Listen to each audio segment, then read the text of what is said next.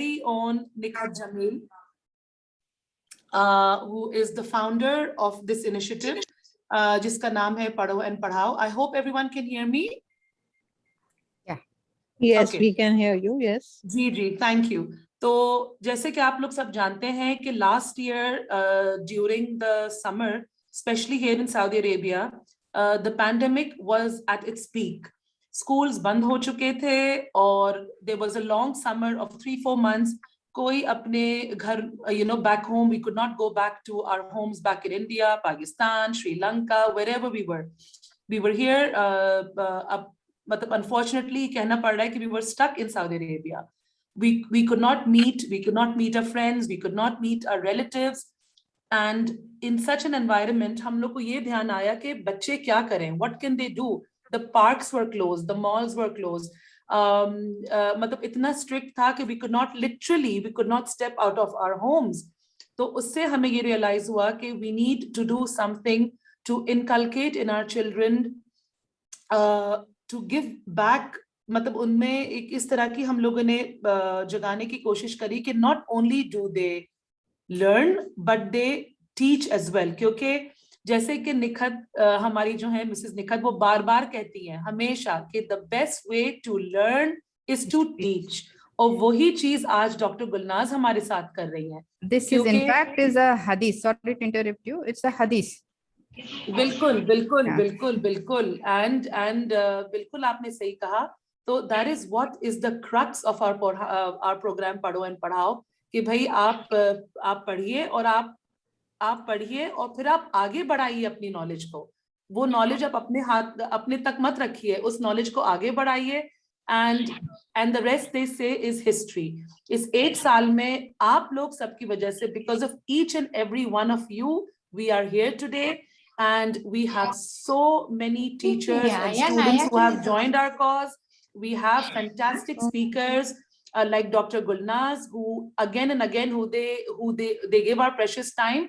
And through them, we are able to, spread our message across not only सिर्फ बच्चों में नहीं बल्कि adults में भी हम लोग इतनी valuable knowledge हम लोग share कर रहे हैं. तो हम लोग के बारे में तो अब मैं क्या कहूँ, जितना कहूँ कम है, अपनी खुद तारीफ करना नहीं चाहिए. But I would like to obviously now hand over the mic to Dr. Gulnaz because she's been patiently waiting since before time. So over to you, Dr. Gulnaz. Thanks so much, Samira, and all the team of Padho and Padhao. I think, as you said, there is nothing better than anything in the world other than spreading the knowledge what we have gained, be it through school, home, anywhere, whatever knowledge we have gained.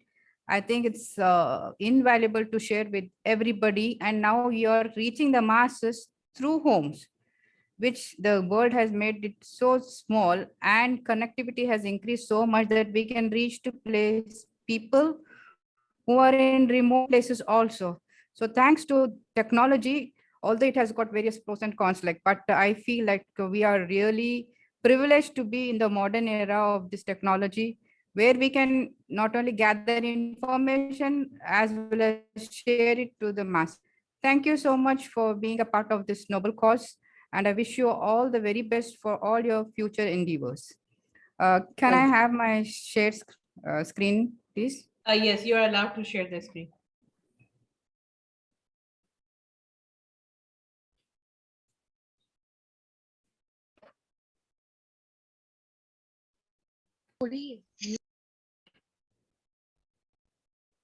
बाकी आप सबसे गुजारिश है कि please अपना mic जो है वो म्यूटेड रखें क्योंकि डिस्टरबेंस ना हो. और and slide you have to start the और आप फुल स्लाइड मोड पे भी जा सकती हैं. Is the screen visible to you all? Yes, the screen is visible, but doctor आप इसको जो है जहाँ पे ये 87% लिखा हुआ है ना नीचे, आप उसके लेफ्ट पे जाके अगर आप क्लिक करें तो फुल स्क्रीन हो जाएगा. Basically, I'm from India, and I'm in Jeddah for the last 25 years. I've been practicing obstetrics and gynecology last year now. And although obstetrics and gynecology is my profession, but I have passion for administration too. Because of this passion, I could manage to get healthcare, health administration, as well as healthcare management. So recently, I got my master's in healthcare management from Swiss Business School. So it's very wonderful to be here, and I welcome you all for this breast cancer awareness. We all know that this month is called Pinktober. October is called as the breast cancer awareness program, because I will let you know why we are after this breast cancer awareness so much, being women. All right. So anybody who has got problem with understanding English language or want me to speak in Hindi and Urdu, it's fine with me. Please raise your hands and let me know where I should stop and where I have to explain to you in further details. So why is it so important that we are doing breast cancer screening? You know why? We are detecting very early breast cancer because of the screening. So the key to improved 5-year survival is the fact that we can detect the stages of microinvasive cancers like stage 0 and stage 1. And as we get to the higher stage breast cancers, the 5-year survival decreases dramatically. Am I okay?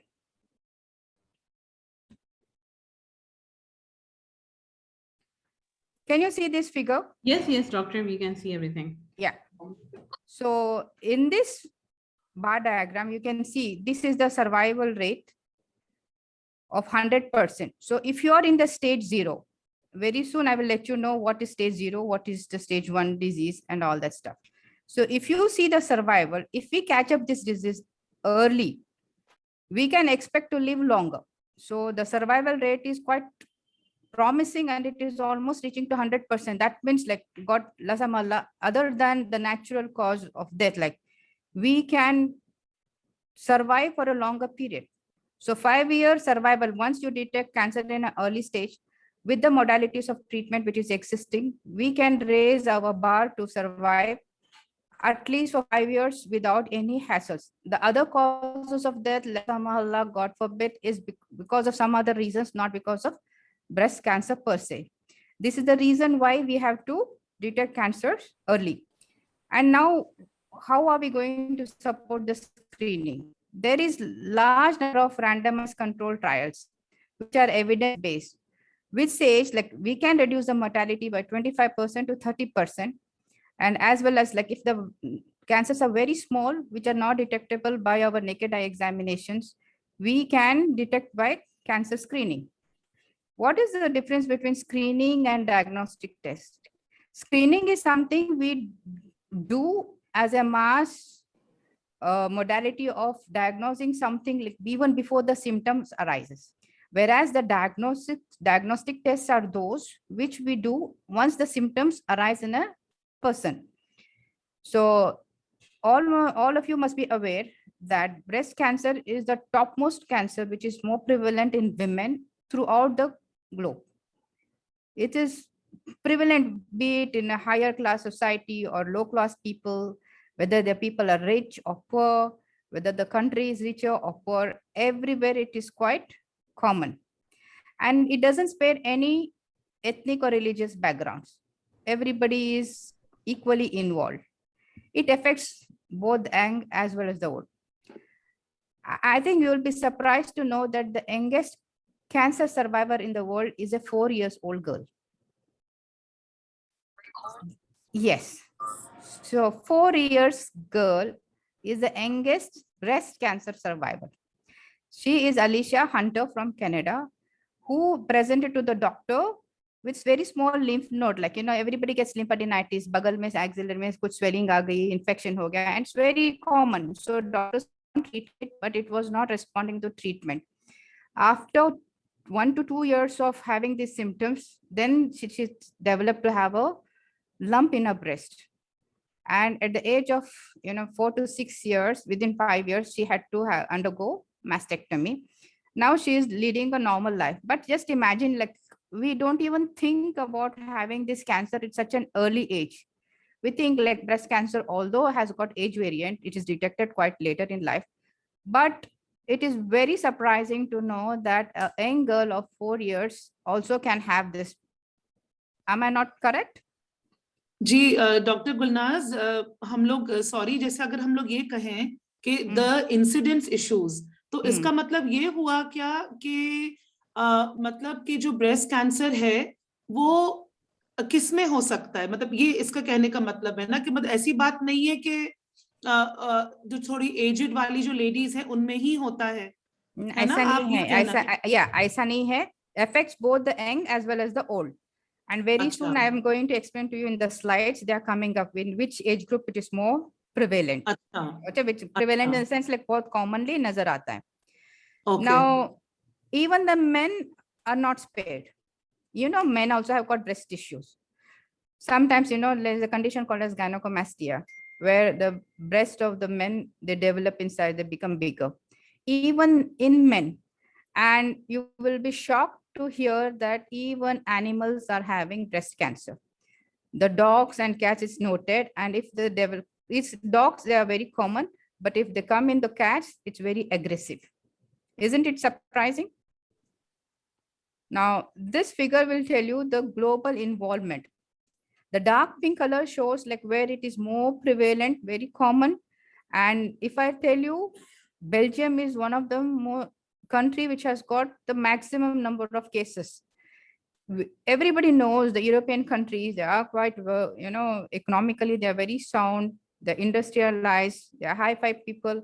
Because of the lifestyle and the involvement of the gene mutations, Belgium has the highest number of cases. And the least number of cases where you see breast cancer is one of our neighboring country. Can you guess anybody in the group which has got the least cancer incidences? Syria. Syria is one of the countries where the incidence of the cancer is very low.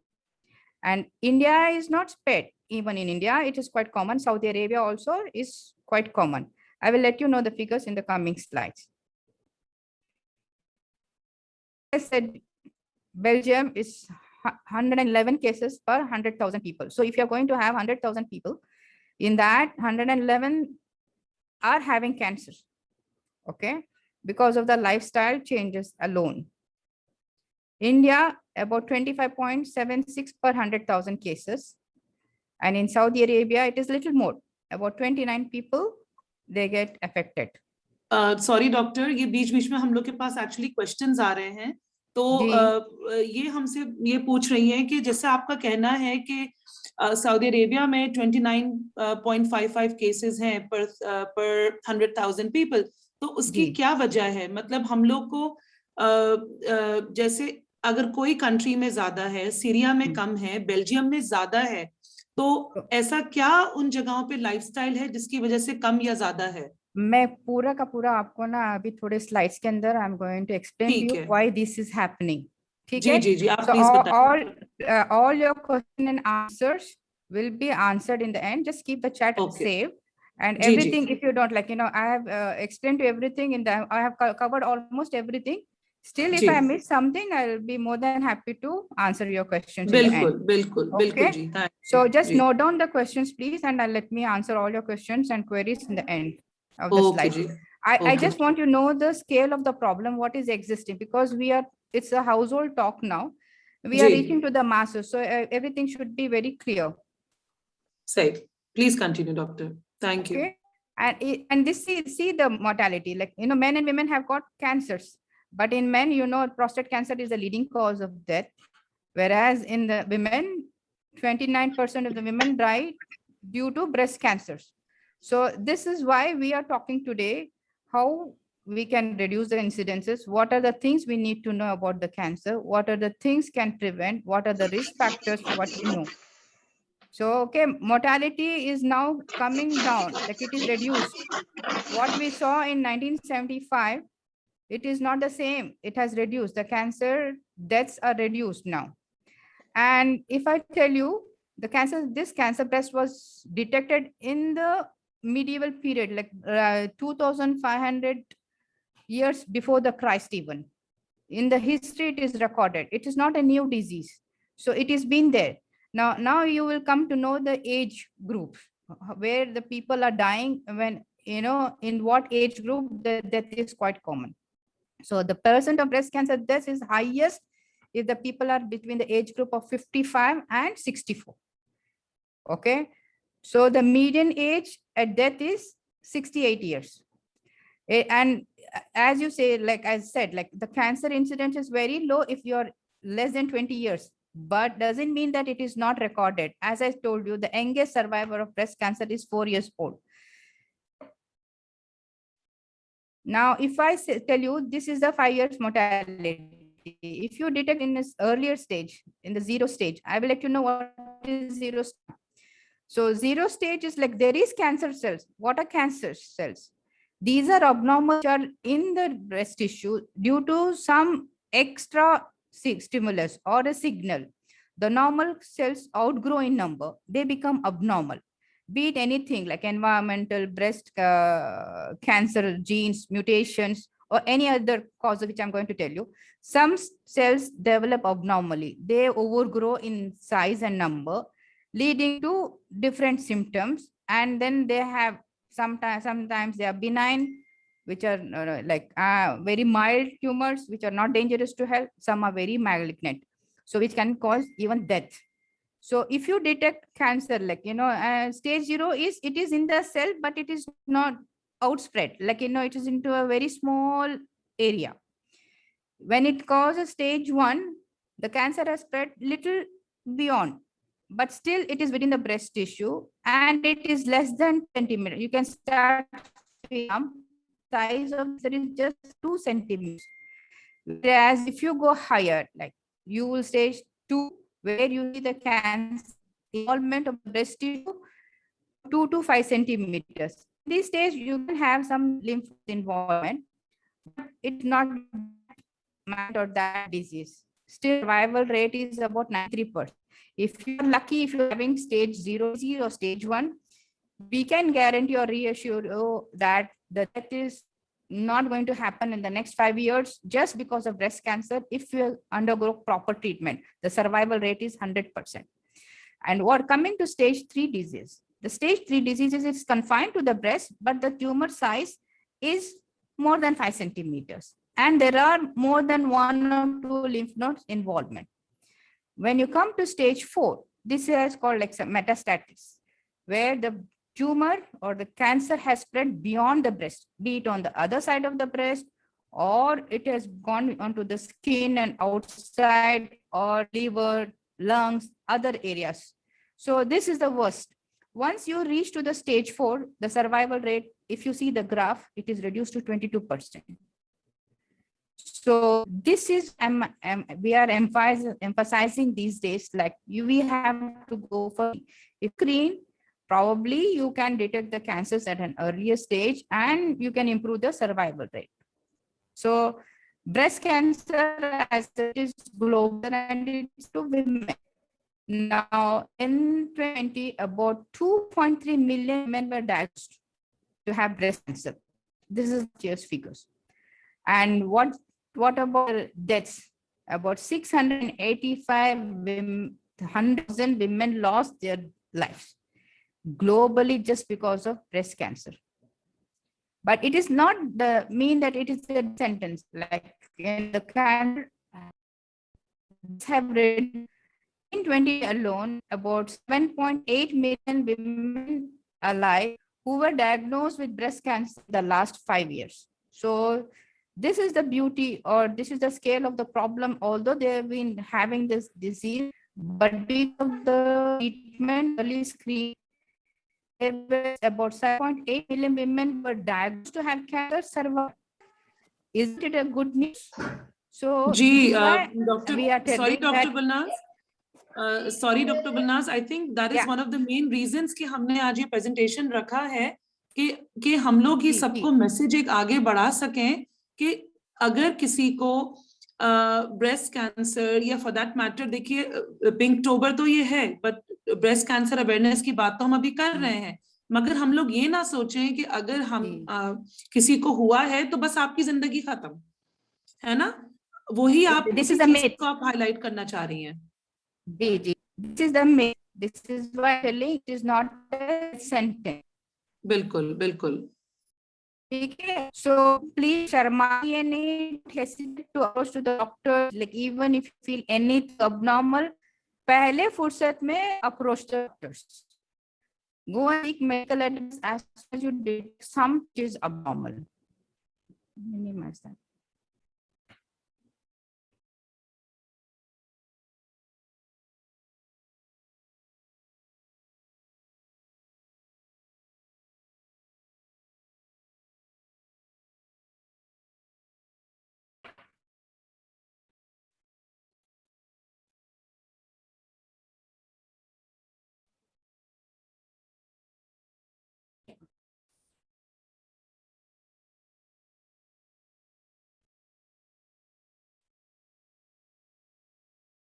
That's not me.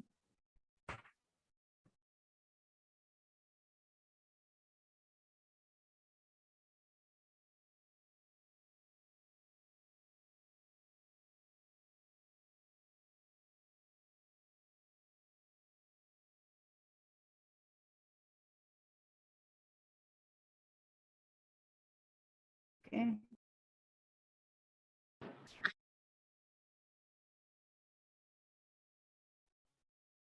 Ji doctor Gulnaz, Problem with आपका the mic AI, शायद on off हो रहा है। but I am able to go to the line. जी जरा कुछ lagging हो रही है शायद। Next slide. मिसेस निखत, ये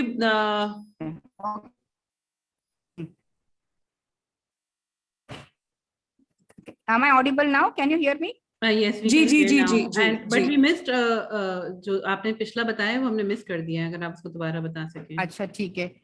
So as I was telling you, this is not a death sentence at all. So किसी को भी अगर कैंसर होता doesn't mean that they will die immediately. Now this fear kills everybody. So please do not have any fear. Approach to the medical personnel as soon as you detect anything abnormal. So I'm very soon I'm going to tell you what are the signs and symptoms of breast cancer. Okay. So this is the scale of the problem. I told you, like, although about 2.3 million were detected to have cancer, diagnosed to have cancer, but the survival rate was very good. Like in the last 5 years, about 7.8 million women have survived. Now coming to the risk factors.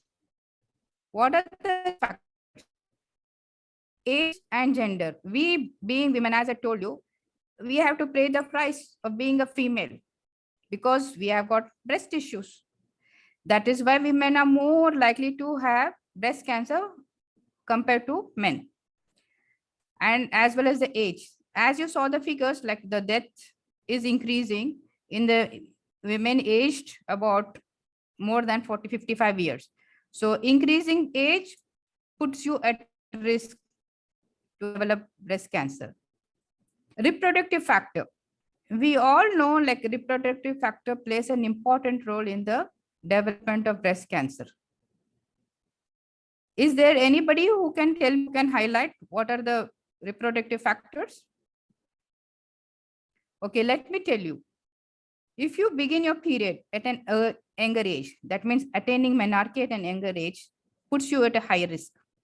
And if at the same time, if you have your delayed menopause, that also is a risk factor. And if you are going to have your first child at an older age, more than 30 years, it also puts you to risk. And on the other hand, if you never become pregnant, also causes you at risk to develop breast cancer. So you have to make sure that if you're going to plan your family, try to plan to have a child at an earlier age in the 20s. And the other more important risk factor is breastfeeding. So if you breastfeed the baby, so the chances to get breast cancer is very much less. And even we being Muslim also believe that we are supposed to breastfeed our children at least for the age till age 2 years. And WHO recommends that we breastfeed our children at least for 6 months, at least. This will reduce the risk of developing breast cancer in us. Now, coming to the lifestyle. Lifestyle, like, as I told you, if you are too much modern, also is a risk factor now. So lifestyle में क्या है? If you are smokers, if you indulge ourselves into alcoholism, so we have to pay the price. And stress. Nowadays we see, like, because of the media, because of the internet, social media platform, many things are there which makes us to be awake in the night. So we have made our day to night. रात को दिन बना दिया, दिन को रात बना दिया. We are sleeping in the daytime and being awake the whole night, watching mobiles, watching TV, television. This and all has put us to risk. And another thing is, like, once we get menopause, we tend to have our femininity intact. So we take hormone replacement therapy. So this also is a risk factor. And the lifestyle, people started to have fast food these days. Home cooked food is sometimes, it happens once in a while only we are cooking food at home. So healthy cooking is gone. So we are going for fast food, eating burgers, pizzas. So this has put us to risk. This is why you see in the advanced countries, modern countries, because of the lifestyle itself has led to increased breast cancer. Environmental changes. Like, as I said, sun exposure is less, being indoors, not going out, not exercising. Okay. So this is a risk factor. Coming to most important factor, which is a risk, is prior breast health history.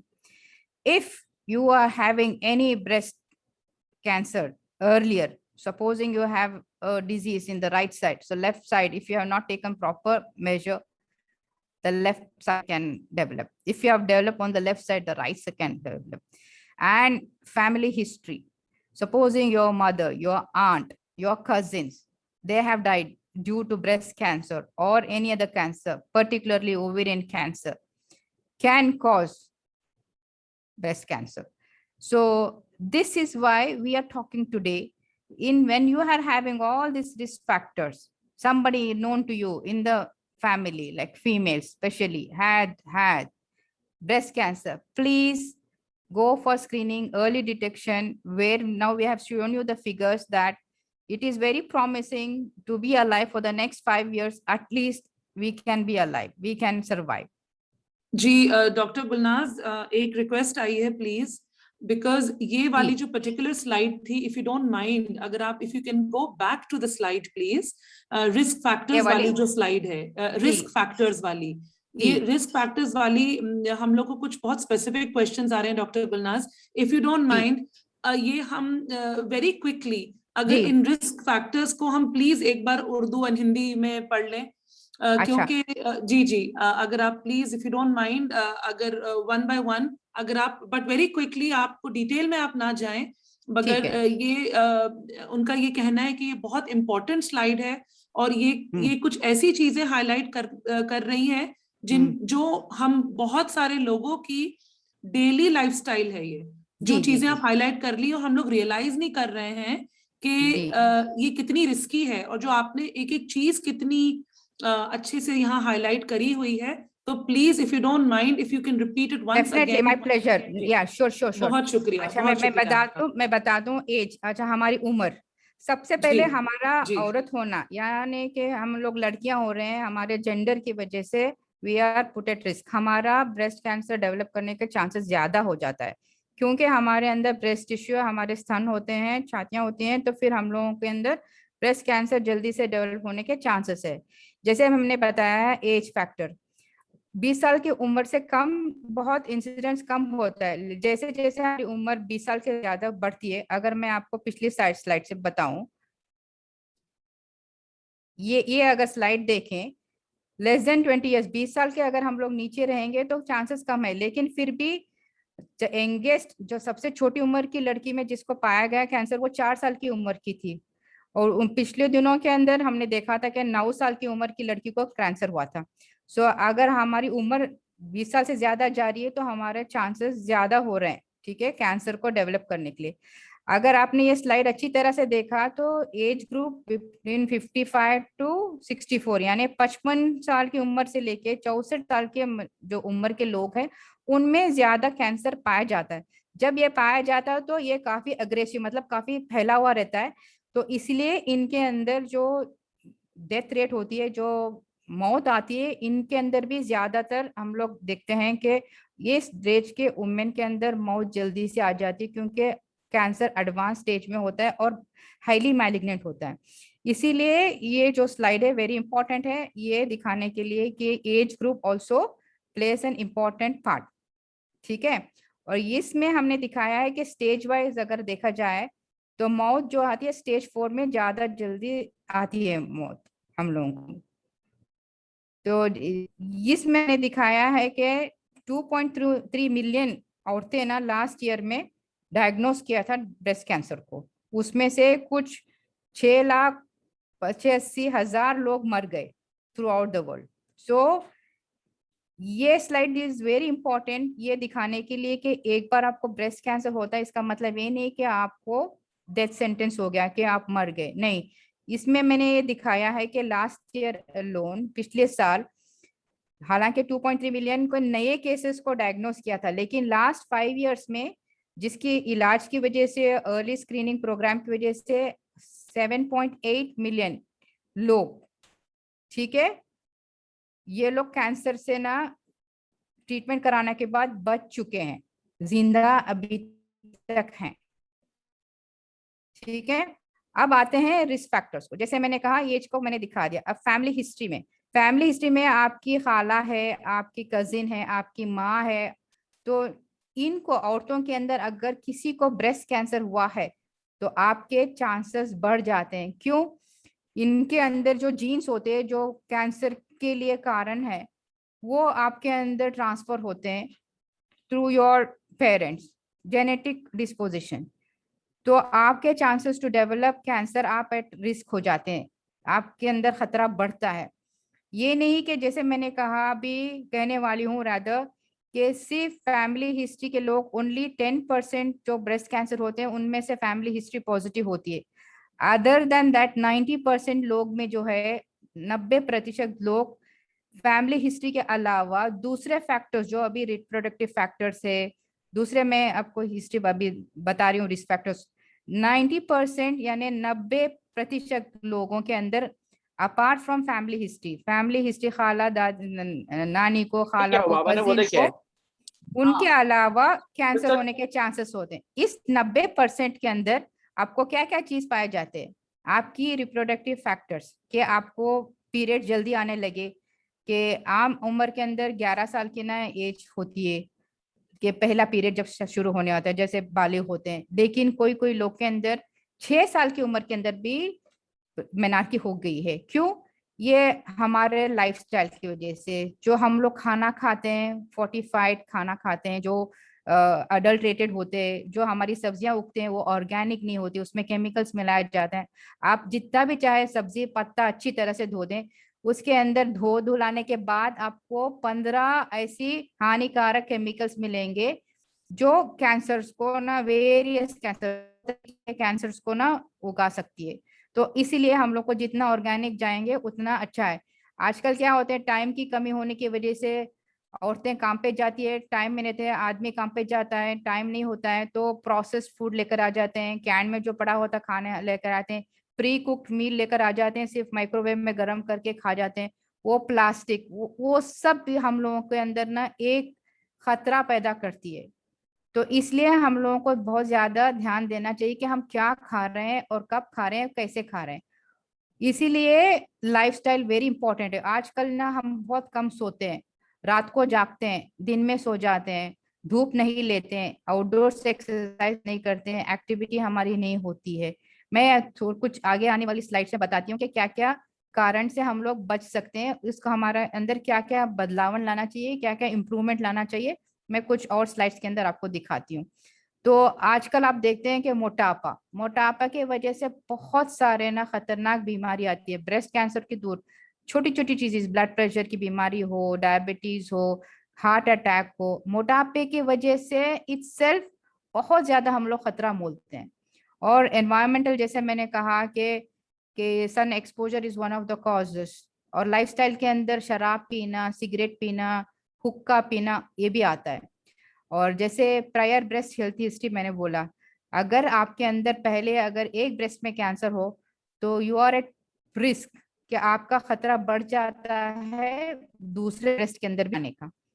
ठीक है, यहाँ तक आप समझ गए सब कुछ?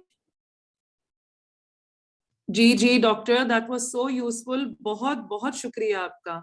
ये तो नवाज। आपने इतनी अच्छी तरह आपने क्लैरिफाई कर दिया, क्योंकि मैक्सिमम जो हमारे साथ आज लेडीज हैं वो उर्दू एंड हिंदी स्पीकिंग है। तो ठीक आपने है, मतलब लिटरली बहुत अच्छी नॉलेज आज शेयर की है via this couple of slides. Please तो प्रोसीड, बहुत ठीक है। शुक्रिया आपका। पीरियड्स अगर जल्दी आ जाएं तभी भी हम लोग को खतरे में मूलते हैं।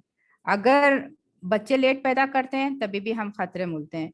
अगर बच्चे को दूध नहीं पिलाया तभी भी खतरा मूलते हैं। अगर हमारे पीरियड्स लेट बंद हुए तभी भी हम खतरे में हैं। पीरियड्स जल्दी बंद हो गए, अगर हम लोग हार्मोन रिप्लेसमेंट थेरेपी पीरियड्स आने के लिए, कुछ लोग सोचते हैं कि ये अपशकुन है, पीरियड जल्दी बंद हो गए, हम औरतें नहीं रहे, हमारी फेमिनिटी को अच्छा करना है, तो हम देखते हैं कि हम लोग वापस हार्मोन्स लेते हैं तो उसकी वजह से भी हमको कैंसर होता है। मैं कुछ आने वाली स्लाइड में भी मैंने एक अच्छी सी स्लाइड रखी है ये दिखाने के लिए कि जब HRT बंद किया तो 2003 में एक वुमेन्स हेल्थ इनिशिएटिव, एक प्रोग्राम शुरू हुआ था, प्रोजेक्ट शुरू हुआ था अमेरिका के अंदर। तो जब लोग को पता चला कि इसकी वजह से कैंसर हो रहा है तो many of the women, millions लोग लेते थे, तो बंद कर दिया तो कैंसर का जो इंसिडेंट था कम हो गया था। ठीक है, सो this is one of the factors. So you have to be very careful how you sleep, how many hours. So minimum at a stretch 5 to 6 hours sleep is a must, and that too from 11 o'clock in the night till 4 o'clock at least you have to sleep. आजकल हम लोग देखते हैं कि not only breast cancer, even ovarian cancer are increasing, and one of them is polycystic ovarian disease. यहाँ पे तो lifestyle की वजह से बहुत लोगों को polycystic ovarian disease होता है, जहाँ पे पीरियड्स रुक चुक होते हैं और हम लोग सोते अच्छी तरह से नहीं है, उल्टा करते हैं सारी चीज, और फिर भूख लगी है फ्रेंच फ्राइज खा लेते हैं, आलू खा लेते हैं, फ्राइड चीज खा लेते हैं, बर्गर शर्गर खा लेते हैं, पिज्जा खा लेते हैं। हम लोग ये सोचते हैं कि हम लोग इलीट क्लास के हैं आजकल, कि रेस्टोरेंट में जाके बर्गर पिज्जा खाएंगे तो वी आर मॉडर्न। नहीं, ऐसा नहीं है। और साथ में बैठ के हुक्का पी लेते हैं, पैसिव स्मोकिंग करते हैं, एक सिगरेट पीते हैं, एक हुक्का पीते हैं, वो भी ले रहा है, आप भी ले रहे हैं। ये सब बहुत गलत हो रहा है हमारे साथ जो भी है।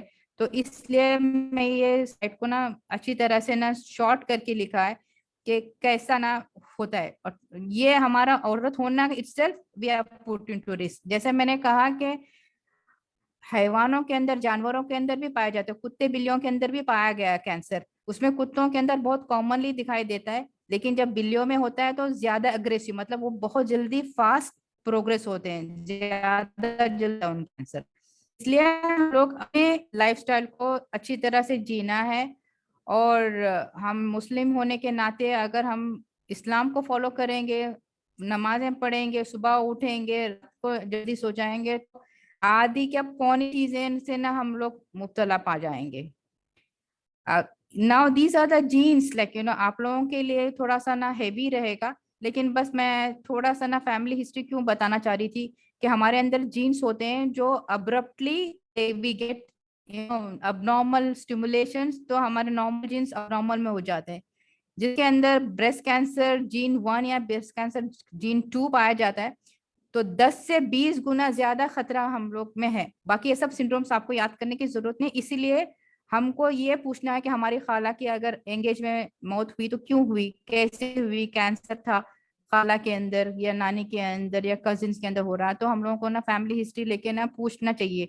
और अगर किसी की डेथ फैमिली के अंदर हुई तो वी शुड स्टार्ट स्क्रीनिंग के। अगर मान ले कि उनको 40 इयर्स में डेथ आई तो हमारे 30 10 साल पहले से हम लोग को ना we should start screening.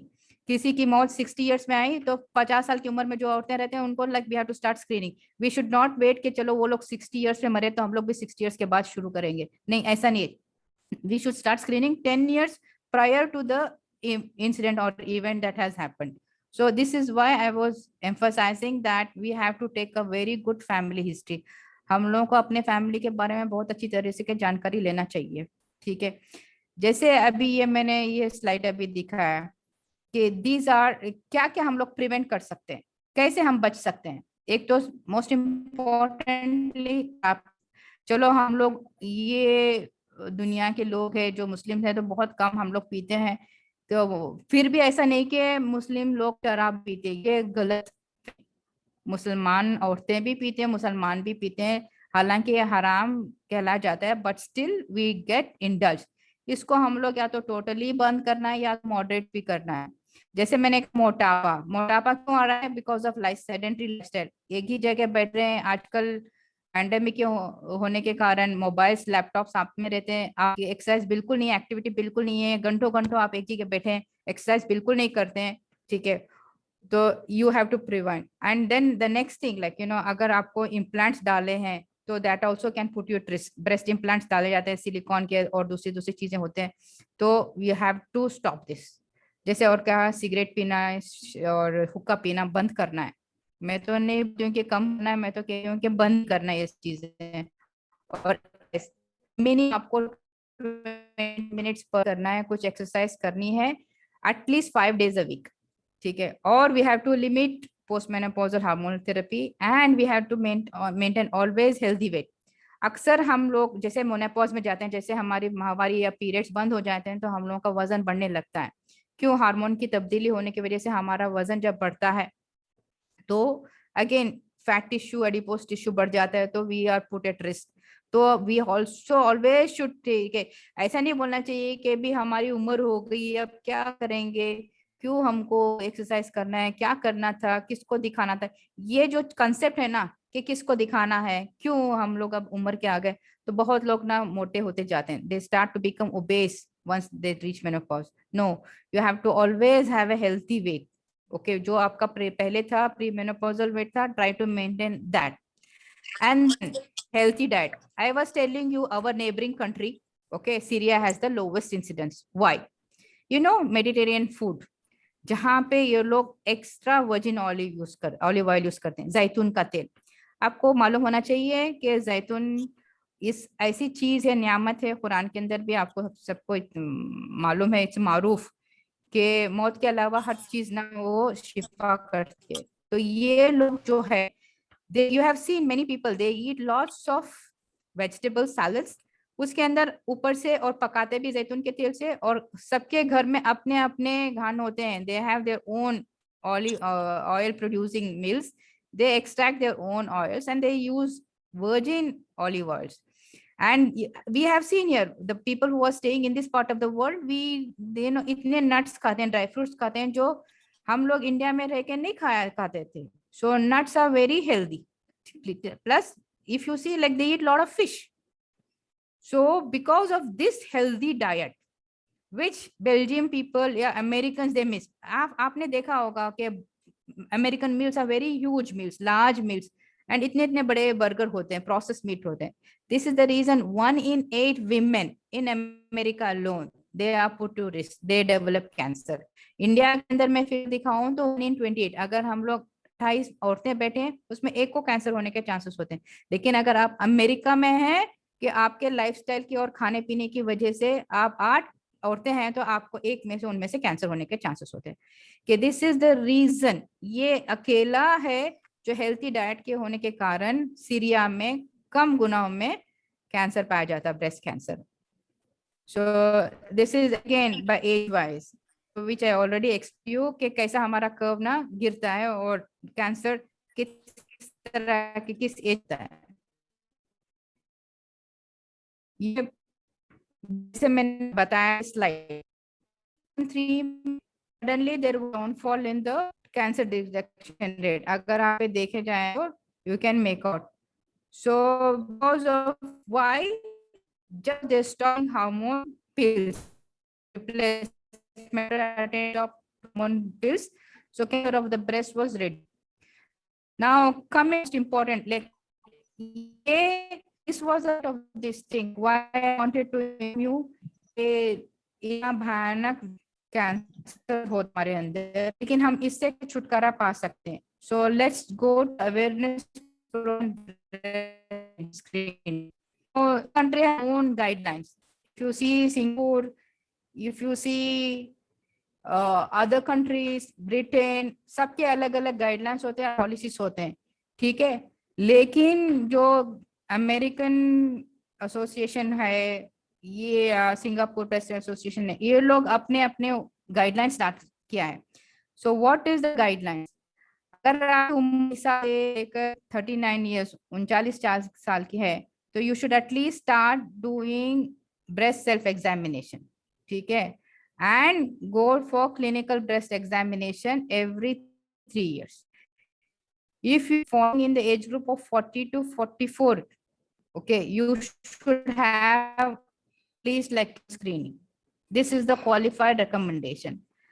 And agar 45 से 54 है, you have to be screening. Like whenever अगर उससे कम है तो whenever you get a chance you go. But 45 से above 54 तक you have to go regular screening. If you are 55 above, you can have like, you can have annual screening or have the opportunity to continue screening annually.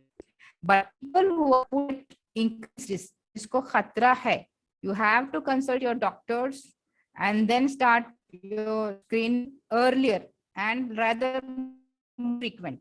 So let me just tell you what are the different screening investigations we are having. One is self breast examination. The other is clinical breast examination. Third one is mammography. Fourth is digital versus screen film mammography, MRI screening and ultrasound screening. What is the difference between clinical breast examination as well as breast? Breast में क्या होता है self examination में? You are checking your own self, ठीक है? You will just yourself once in a month or twice in a month, whenever you get an opportunity, you do it. But what is clinical breast examination? This is done by some healthcare professional, be it a midwife, be it a doctor, oncologist, surgeon, somebody else does. What are they looking for? Okay, they look for some lumps or some physical changes. Why do they do so? What is the goal? This is to detect early. ठीक है, जितना जल्दी हम लोग early detect करते हैं उतना हमको फायदा होता है. So what are the steps? Self breast examination में क्या करते हैं? तो आपको आईने के सामने खड़ा होना है, ठीक है? You have to stand before a mirror and look at both the breasts. हम लोग अक्सर अगर आप देखेंगे, both the breasts are not of equal size. एक छोटा रहता है, एक बड़ा रहता है, लेकिन घबराएं, ठीक है? Do your breast examination, okay?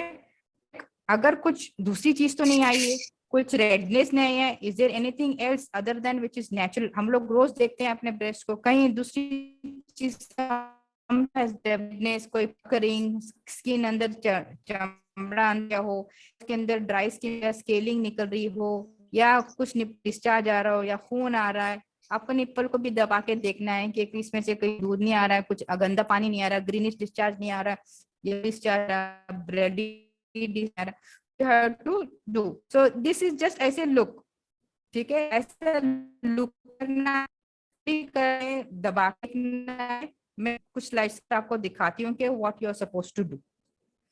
Next you have to press your hands firmly either on your hips, ठीक है? थोड़ा सा आगे ना, you lean forward to the mirror as you pull your shoulders and elbows forward with a squeezing or hugging motion, like जैसे आपको किसी को hug करें. Then see if there is any changes in your breast or shape, ठीक है? The next is like when जैसे आप mirror के सामने खड़े हो, आईने के सामने, तो अपने हाथ ऊपर करें, ठीक है? Rest behind your head and then look.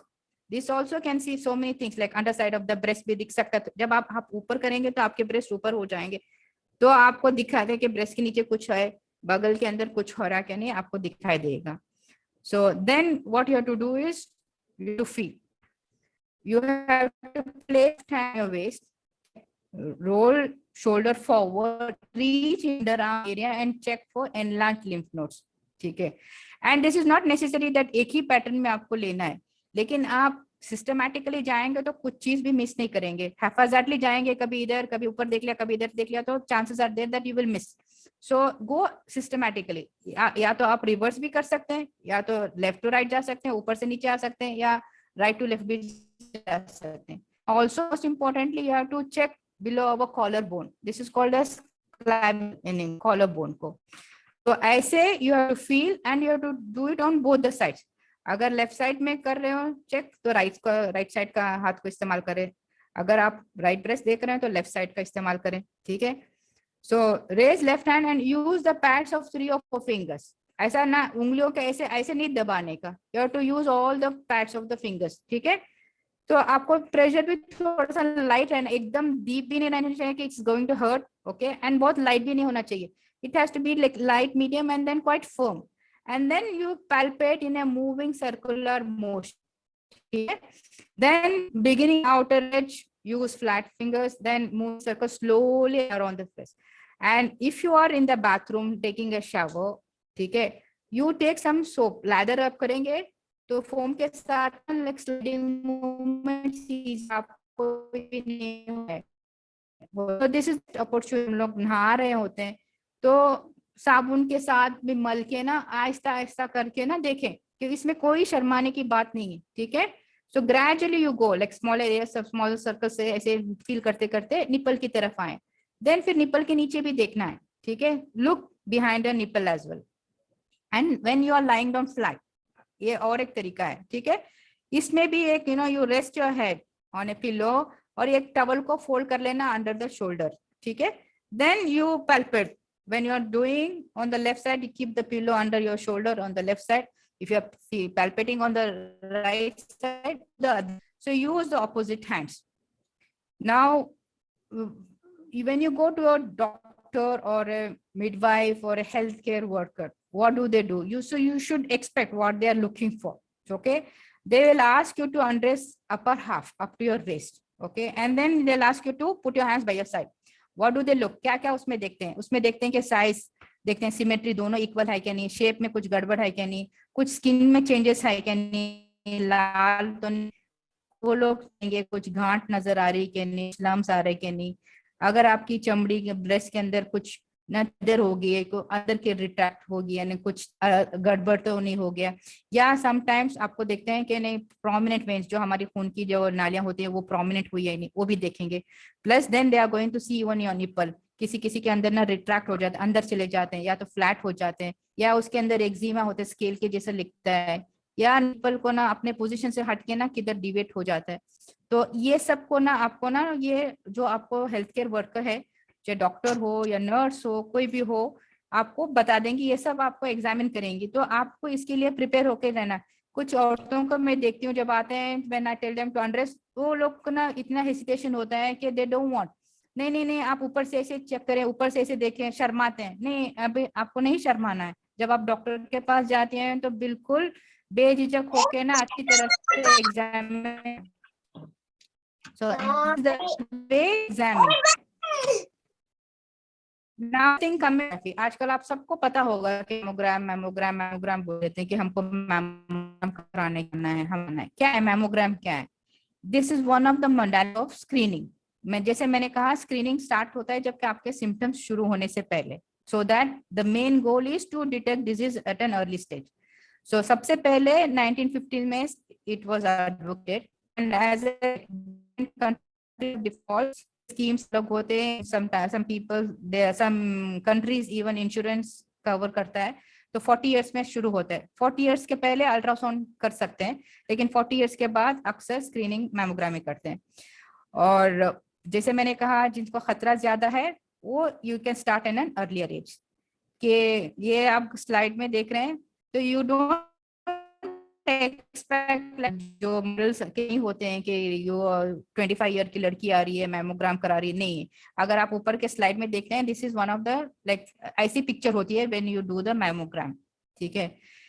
कि अभी इसके क्या साइड इफेक्ट्स नहीं है, कि इसको सपोर्ट करता है क्या नहीं, but some there is criticism. Mammogram के लिए भी ना पीपल डोंट एडवोकेट कि कोई हर साल क्यों कराना है, इसमें खर्चा भी आता है, और कितने लोगों को कराए तो आप फायदा होता है, कितना नुकसान हो. I am going to explain to you couple of.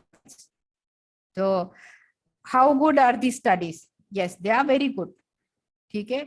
इसमें हमको कितना फायदा होता है स्क्रीनिंग करने से, I will just tell you. Although there are setbacks, इसके भी नेगेटिव साइड इफेक्ट्स होते हैं, but still let me tell you how important they are.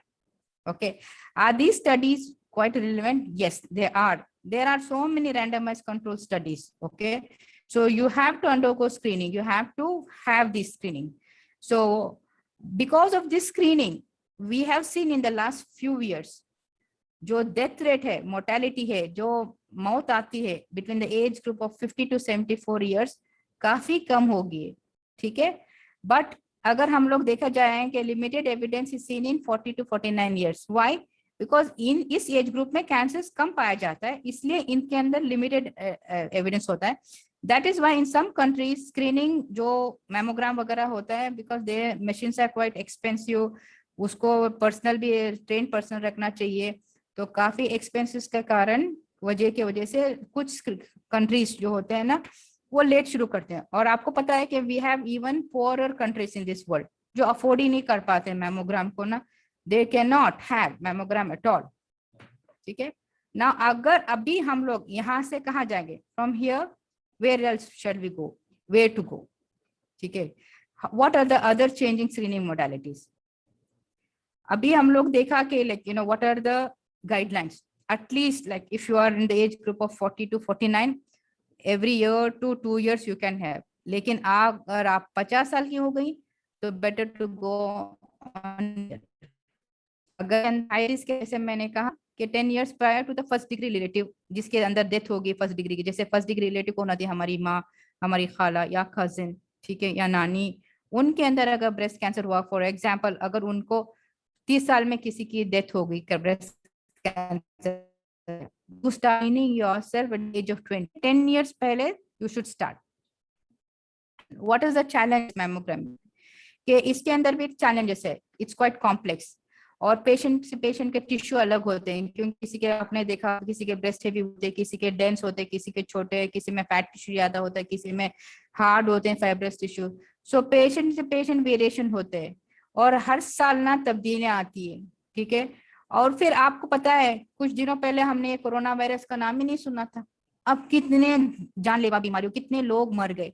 वैसे भी अभी बार बार ना म्यूटेशंस होते हैं, different types of gene mutations होके कैंसर का रूप ही बदल जाता है। तो आज जो कैंसर दिखता है वो कल नहीं दिखेगा, अगले साल का अलग हो सकता है, किसी और के अंदर नया कैंसर होता है। So these are the challenges. Plus अगर हम लोग अगर 1000 लोगों को अगर हमने स्क्रीन किया, यानी 1000 औरतों को मैमोग्राम किया, only 3 to 10 people will have cancer, लेकिन हमको अगर 1000 लोगों का एक्सपेंसेस उठाना पड़ता है, ठीक है। प्लस इंटरपर्सनल, जैसे मैं इंटरप्रेट करती हूँ तो दूसरी को और डॉक्टर अलग निगाह से देखा होगा, इंटरप्रिटेशन अलग अलग हो सकता है। प्लस इंटरप्शंस हो सकते हैं, जैसे इंटरनेट है, मशीन्स होती है, वो सब कभी भी खराब हो सकती है, रेडिएशन के अंदर फर्क हो सकता है, फटीग है, it's quite you know strenuous thing to undergo. Now something new is coming up called as tomosynthesis. What is that? It's a new technology, ठीक है, high radiation की तरह, but instead of 2D you use 3D and MRI में 2 planes लेते हैं, ऊपर से देखते हैं और साइड से देखते हैं कंप्रेस करके। यहाँ पे 3 डायमेंशनल देखते हैं, जैसे हम लोग घर के अंदर ऐसे झांकते हैं, अंदर का सामान भी दिख रहा है, खाली दीवारें नहीं दिख रहे हैं, खिड़कियां नहीं, अंदर ऐसे झांक के देखते हैं तो अंदर में सोफा भी है, ये टेबल भी है। इसी तरह से जब ऐसे ऊपर से सब देखेंगे, तीनों जगह से देखते हैं, तो ये 3 डायमेंशनल है। तो छोटे छोटे चीजें जो होती हैं, छोटे छोटे कैंसर के सेल्स, वो भी पिकअप कर सकते हैं। It's quite high realization, but again the downfall is quite expensive, हर जगह नहीं मिलता है, ठीक है। तो 1 mm के आप इमेजिन करो कि 1 mm कितना हो जाए, इतने थिन स्लाइसेस में कैंसर सेल्स को देखते हैं। तो ये कैसा दिखता है, ये आपको इतने डिटेल में जाने की जरूरत नहीं है। एक्सरे होते हैं 30 डिग्रीज आर्क में से, दिसो ट्यूब होती है, so you have to rotate it and see, this is quite advanced figure, लेकिन हर कंट्री में नहीं पाया जाता है, ठीक है। अभी इसमें क्या होता है, जो मैमोग्रामिंग में था वो ओवरलैपिंग शैडोज जो स्ट्रक्चर से, उसको हम लोग एलिमिनेट कर सकते हैं, अच्छी तरह से देख सकते हैं, मार्जिन को क्लियर देख सकते हैं, ठीक है। और लेकिन बार बार अगर मैमोग्राम में आज मैं बोलते हैं कि भी ये शक्की है, it's suspicious, can you come again after 2 weeks 3 weeks, ऐसा नहीं होता है इसमें, टोमोसिंथेसिस में ना ऐसा नहीं होता है, you don't have to call back the person again, ठीक है। और माइनर डिटेल्स, फाइन डिटेल्स को भी आप डिटेक्ट कर सकते हैं, ठीक है। सो अल्ट्रासाउंड, जैसे मैंने कहा, अक्सर लोग जो 40 years के अंदर होते हैं तो वो अल्ट्रासाउंड के लिए जाते हैं। It's not the diagnostic test, लेकिन it can act as an adjunct, ये सपोर्टिव है, ठीक है। लेकिन you have to test screen for higher risk population, ठीक है। और ये इट्स नॉट एज जैसे मैमोग्राम में एक स्टॉक गाइडलाइंस है कि हर साल में इतने ईयर के वुमन के अंदर, ये साल के औरतों को इस साल में इतने बार करना है, इस साल के औरतों को एवरी ईयर करना है, लेकिन इसमें ऐसे कोई गाइडलाइंस नहीं होते और फॉल्स पॉजिटिव होते हैं, मतलब कि बिनाइन ट्यूमर्स को भी ना शक पैदा करके ना ज्यादा एक्स्ट्रा डिटेक्ट करने के चांसेस होते हैं। सो यूजुअली जो हाई रिस्क ब्रेस्ट कैंसर की स्क्रीनिंग है हम लोग इसको ना एडवाइस नहीं करते, एडवोकेट नहीं करते कि you have to do ultrasound, हम लोग अवॉइड करते हैं।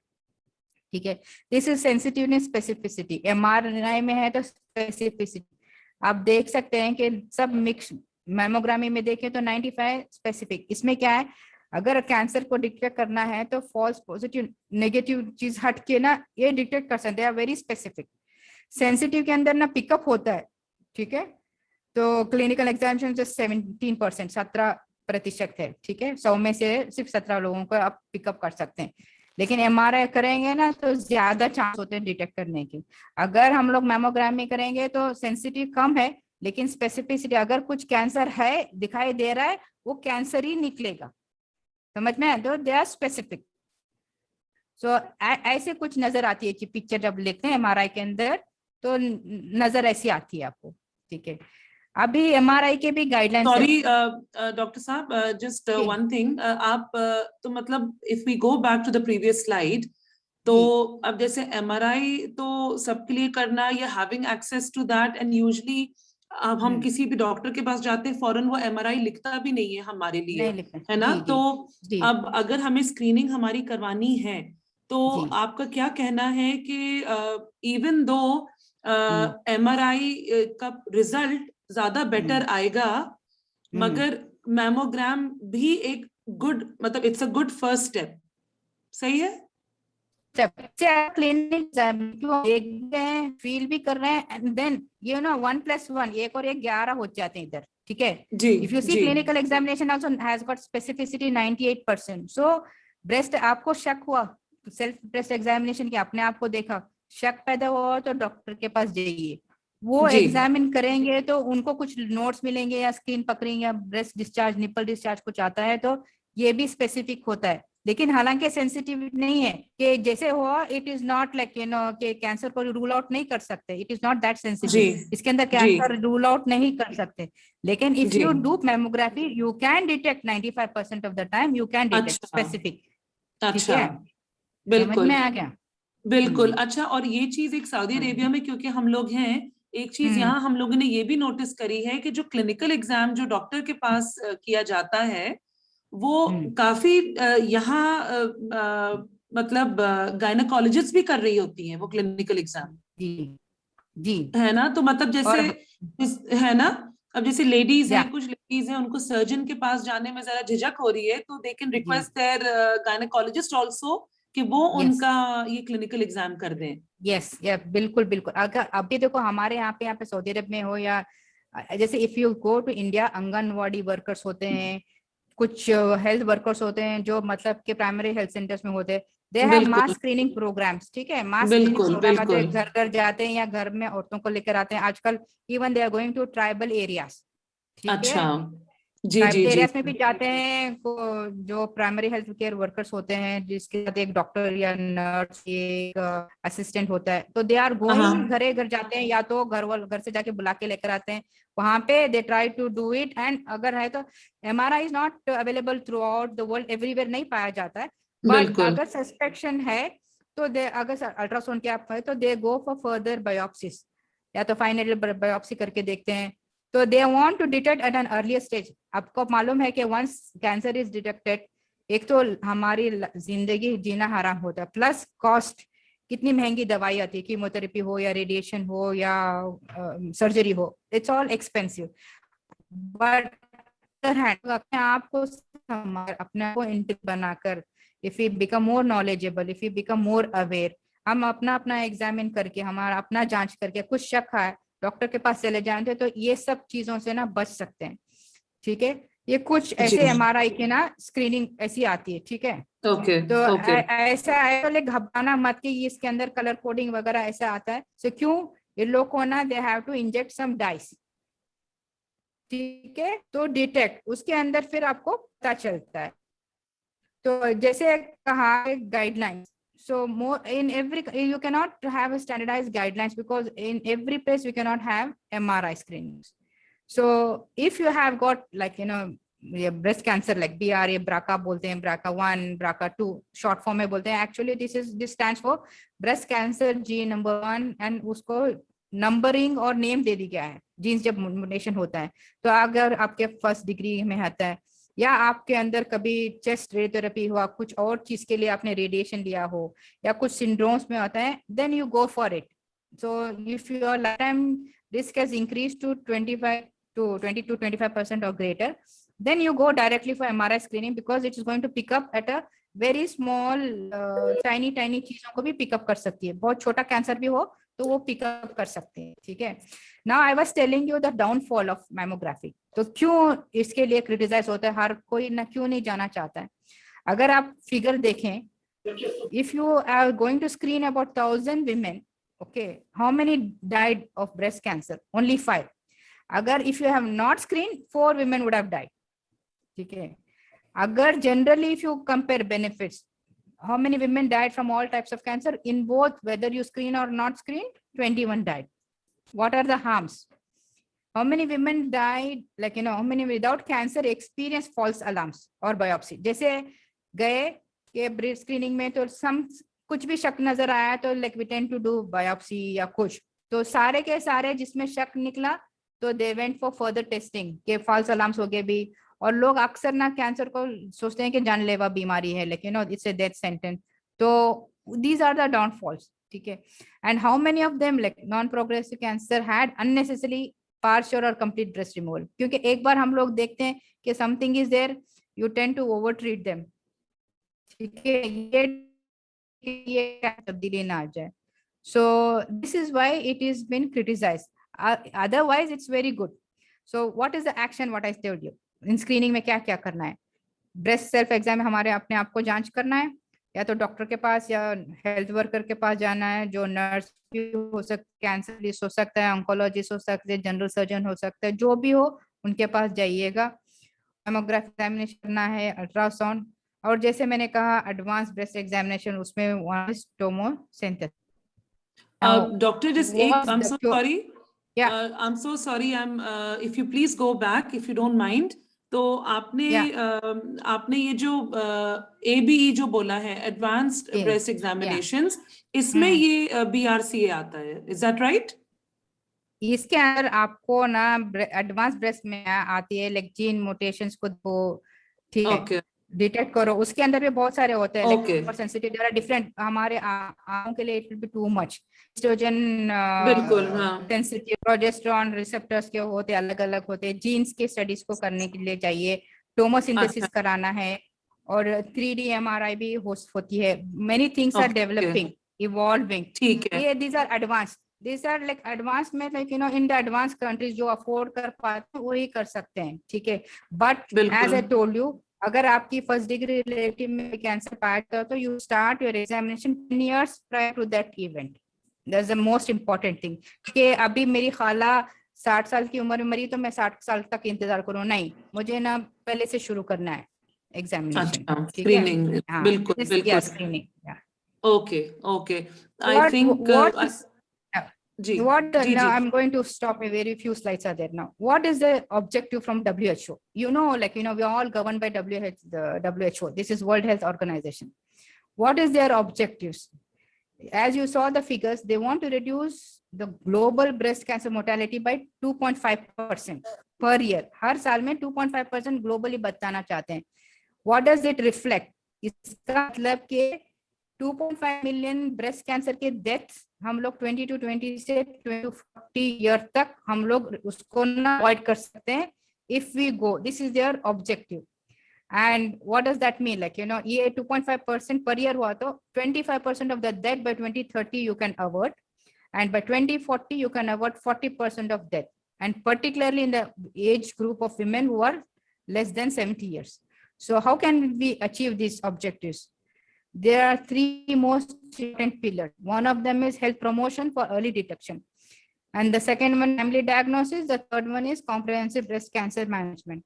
And the foremost pillar is the health promotion for early detection. which we just spoke today, nothing but breast cancer awareness and screening. And we have to keep talking to all of, जब भी मौका मिलता है, like you to talk to the teenage girls, talk to school going, college going girls, you know, women, जहाँ भी औरतें बैठे होती हैं, तो discuss and then advocate self breast examination. Then कुछ पाया गया तो go ask them to go for, this is the health promotion what we have to do. And then once you know, once you have detected something, you have to have timely diagnosis. अगर timely diagnosis कर पाते हैं, so जैसे मैंने कहा कि we can avoid so many deaths. So this is the hope in the horizon for women health being. Thank you very much for listening patiently to me and giving an opportunity to give some valuable tips to our women folk. नहीं, thank you so much, Dr. Gulnaz. As usual, आपकी जो मतलब tips तो valuable होती ही हैं, but आपने जो knowledge sharing करी है, वो हम सब लोगों के लिए वो awareness बहुत जरूरी है. Because कितनी चीजें ऐसी होती हैं जो हम लोग मतलब we've heard of them, we know they're around, but एक जो we need the mics to be muted, please. Please mute the mics, please. जी. तो डॉक्टर गुलनाज, जैसे कि हम लोग कह रहे थे कि एक वो लिटिल नॉलेज इज डेंजरस वाली जो चीज होती है ना, तो आपने इतनी डिटेल में जो ये प्रेजेंटेशन दिया है, ये बहुत जरूरी था for each and every one of us. तो ऑब्वियसली हम लोग के पास कुछ क्वेश्चंस आए हैं, और if you don't mind doctor Gulnaz, आप प्लीज हमारा जो आप I know your schedule is so busy and everyone is always asking me. I made myself free for this session. I'm sorry that I took more than an hour. No. I felt it was necessary to explain थोड़े बहुत, क्योंकि जितनी हो रही है हम लोग आसानी से ना इसको रोक सकते हैं. We can stop it. इसलिए थोड़ा सा टाइम लिया. मैं इन लोगों का शुक्रगुजार हूँ. तो कोई भी क्वेश्चन हो बेझिझक पूछिएगा. जी नहीं, जरूर. आप प्लीज जरा ग्रुप पे रहिएगा, क्योंकि हमारे पास कुछ स्पेसिफिक क्वेश्चंस आए हैं जो हम ग्रुप पे डालना चाह रहे हैं. इस वजह से, क्योंकि वी हैव प्लीज माइक अपना म्यूट कर दें. आई थिंक किसी का माइक ऑन है. जी, thank you. We have a few special guests on board, और हम उनको बुलाना चाहेंगे. Sana Junaid, can you hear us, Sana? Mrs. Sana Junaid? Yes, Samir, just give me 2 minutes. Okay, just wait. Okay. Dr. Gulnaz, while we have our, I mean, obviously, yes, ये ऐसा topic है. जी, सना, आप हमारी जो guest है, is she ready? Yeah, she's ready. Okay, Sana, please do the honors. ये बहुत ही special guest है, तो प्लीज आप इनको इंट्रोड्यूस कीजिए. Okay, अस्सलाम वालेकुम everyone again. मैं आज हमारे जो, क्योंकि हमारा इस सेशन था कैंसर अवेयरनेस के, उसमें तो हमने 3 कैंसर सर्वाइवर्स को इनवाइट किया, जिसमें एक मेरी मदर इन लॉ है. Sana, just 1 minute. Sure. Dr. Gulnaz, can you please stop sharing the screen? Yes. Yes, Sana, please continue. Okay, thank you. Yeah. Azra Siddiqui उनका नाम है, और मेरी मदर इन लॉ है. वो उन्हें 2008 में कैंसर डायग्नोज हुआ था, ब्रेस्ट कैंसर, और अल्हम्दुलिल्लाह उन्होंने उससे फाइट किया. और मेरा ख्याल है कि वो अपनी जो जर्नी है वो ज़्यादा बेहतर तरीके से वो खुद बता सकती हैं. तो ओवर टू हर. इंशाल्लाह वो आपको अपना बताएंगी कि उनका कैसे क्या सिम्टम्स उन्होंने जो उनको अलग लगी, उन्होंने उसको देखकर वरिड हुई. उसके बाद हमने उसका पूरा इलाज शुरू हुआ. तो मेरा ख्याल से उनकी कहानी हम उन्हीं की ज़बानी सुने, ताकि हमें फर्स्ट हैंड इंफॉर्मेशन भी मिले और थोड़ी सी मोटिवेशन भी मिल सके. जी.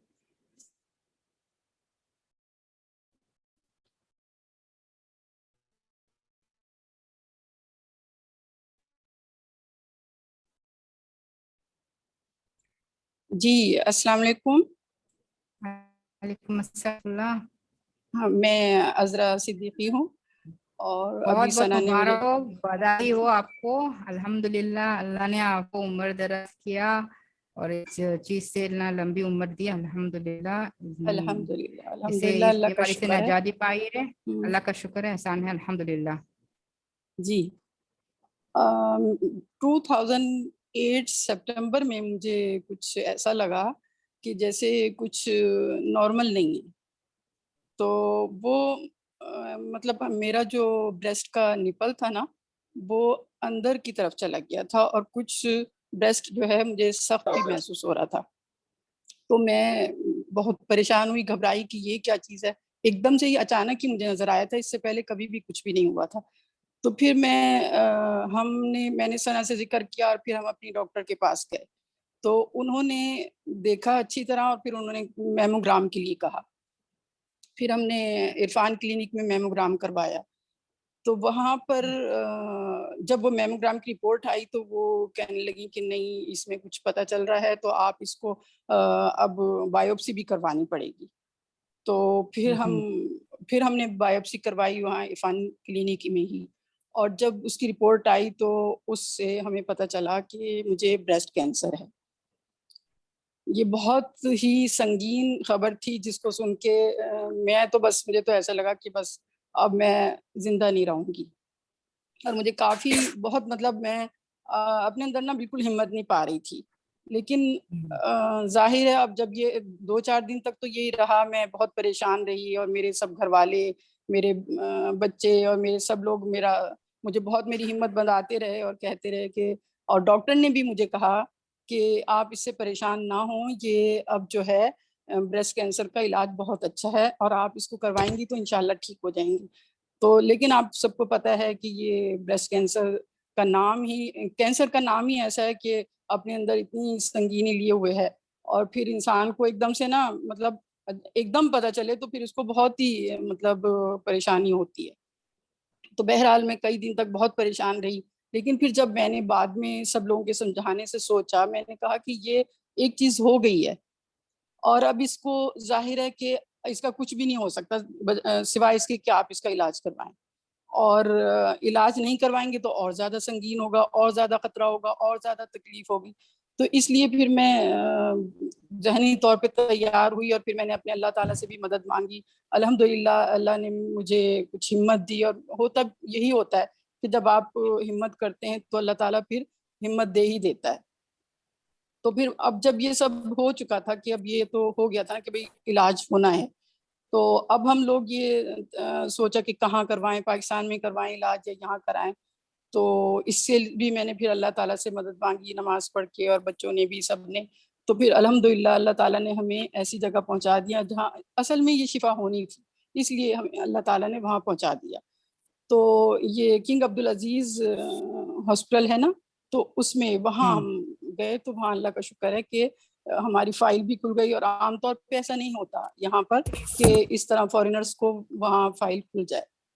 तो ये भी अल्लाह का करम था कि वहाँ ये हो गया। फिर जब वहाँ हम पहुंचे और फिर दोबारा से टेस्टों का सिलसिला शुरू हुआ, और ये बहुत दराज होता चला गया सिलसिला। यानी कि एक तकरीबन 1.5 महीने तक मुख्तलिफ टेस्ट होते रहे। और फिर वही आखिर में वही हुआ कि भाई ब्रेस्ट कैंसर ही है और इसको इलाज करवाना पड़ेगा। तो इस दौरान जब ये टेस्ट हो रहे थे तो मैंने अपनी डॉक्टर फरहा थी वहाँ पर पाकिस्तानी, और दूसरे एक मिस्री डॉक्टर थे, और एक डॉक्टर फरहा थी, और एक और 3 डॉक्टर थे ये जो मुझे देख रहे थे। तो फिर उनसे मैंने कहा कि ये जो इतनी देर होती जा रही है और इससे ये और ज्यादा नहीं हो जाएगा, ये इस ज्यादा बढ़ जाएगा, तो ये क्यों मतलब इतनी देर क्यों कर रहे हैं। उन्होंने कहा देखिए आप ये ना सोचें कि ये इतनी बहुत जल्दी हो गया होगा, ये 1-1.5 महीने की या 2 महीने की बात है। ये हो सकता है आपको 10 साल पहले शुरू हुआ हो और अब जो है इसका ये जाहिर हुआ है। तो इसलिए आप इसकी फिक्र ना करें, जब तक कि पूरे टेस्ट नहीं हो जाएंगे, हमें सारा पता नहीं चल जाएगा, तो उस वक्त तक हम इलाज शुरू नहीं करेंगे।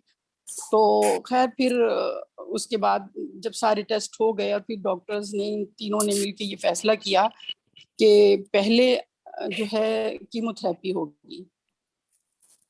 ताकि इसका जो ये है इसको कम किया जा सके, ये जो चीज है ना इसको जरा कम किया जा सके और ये खुश्क हो। तो इस वजह से उन्होंने पहले कीमोथेरेपी का फैसला किया कि 4 साइकिल कीमोथेरेपी के होंगे, उसके बाद फिर सर्जरी होगी और फिर रेडिएशन।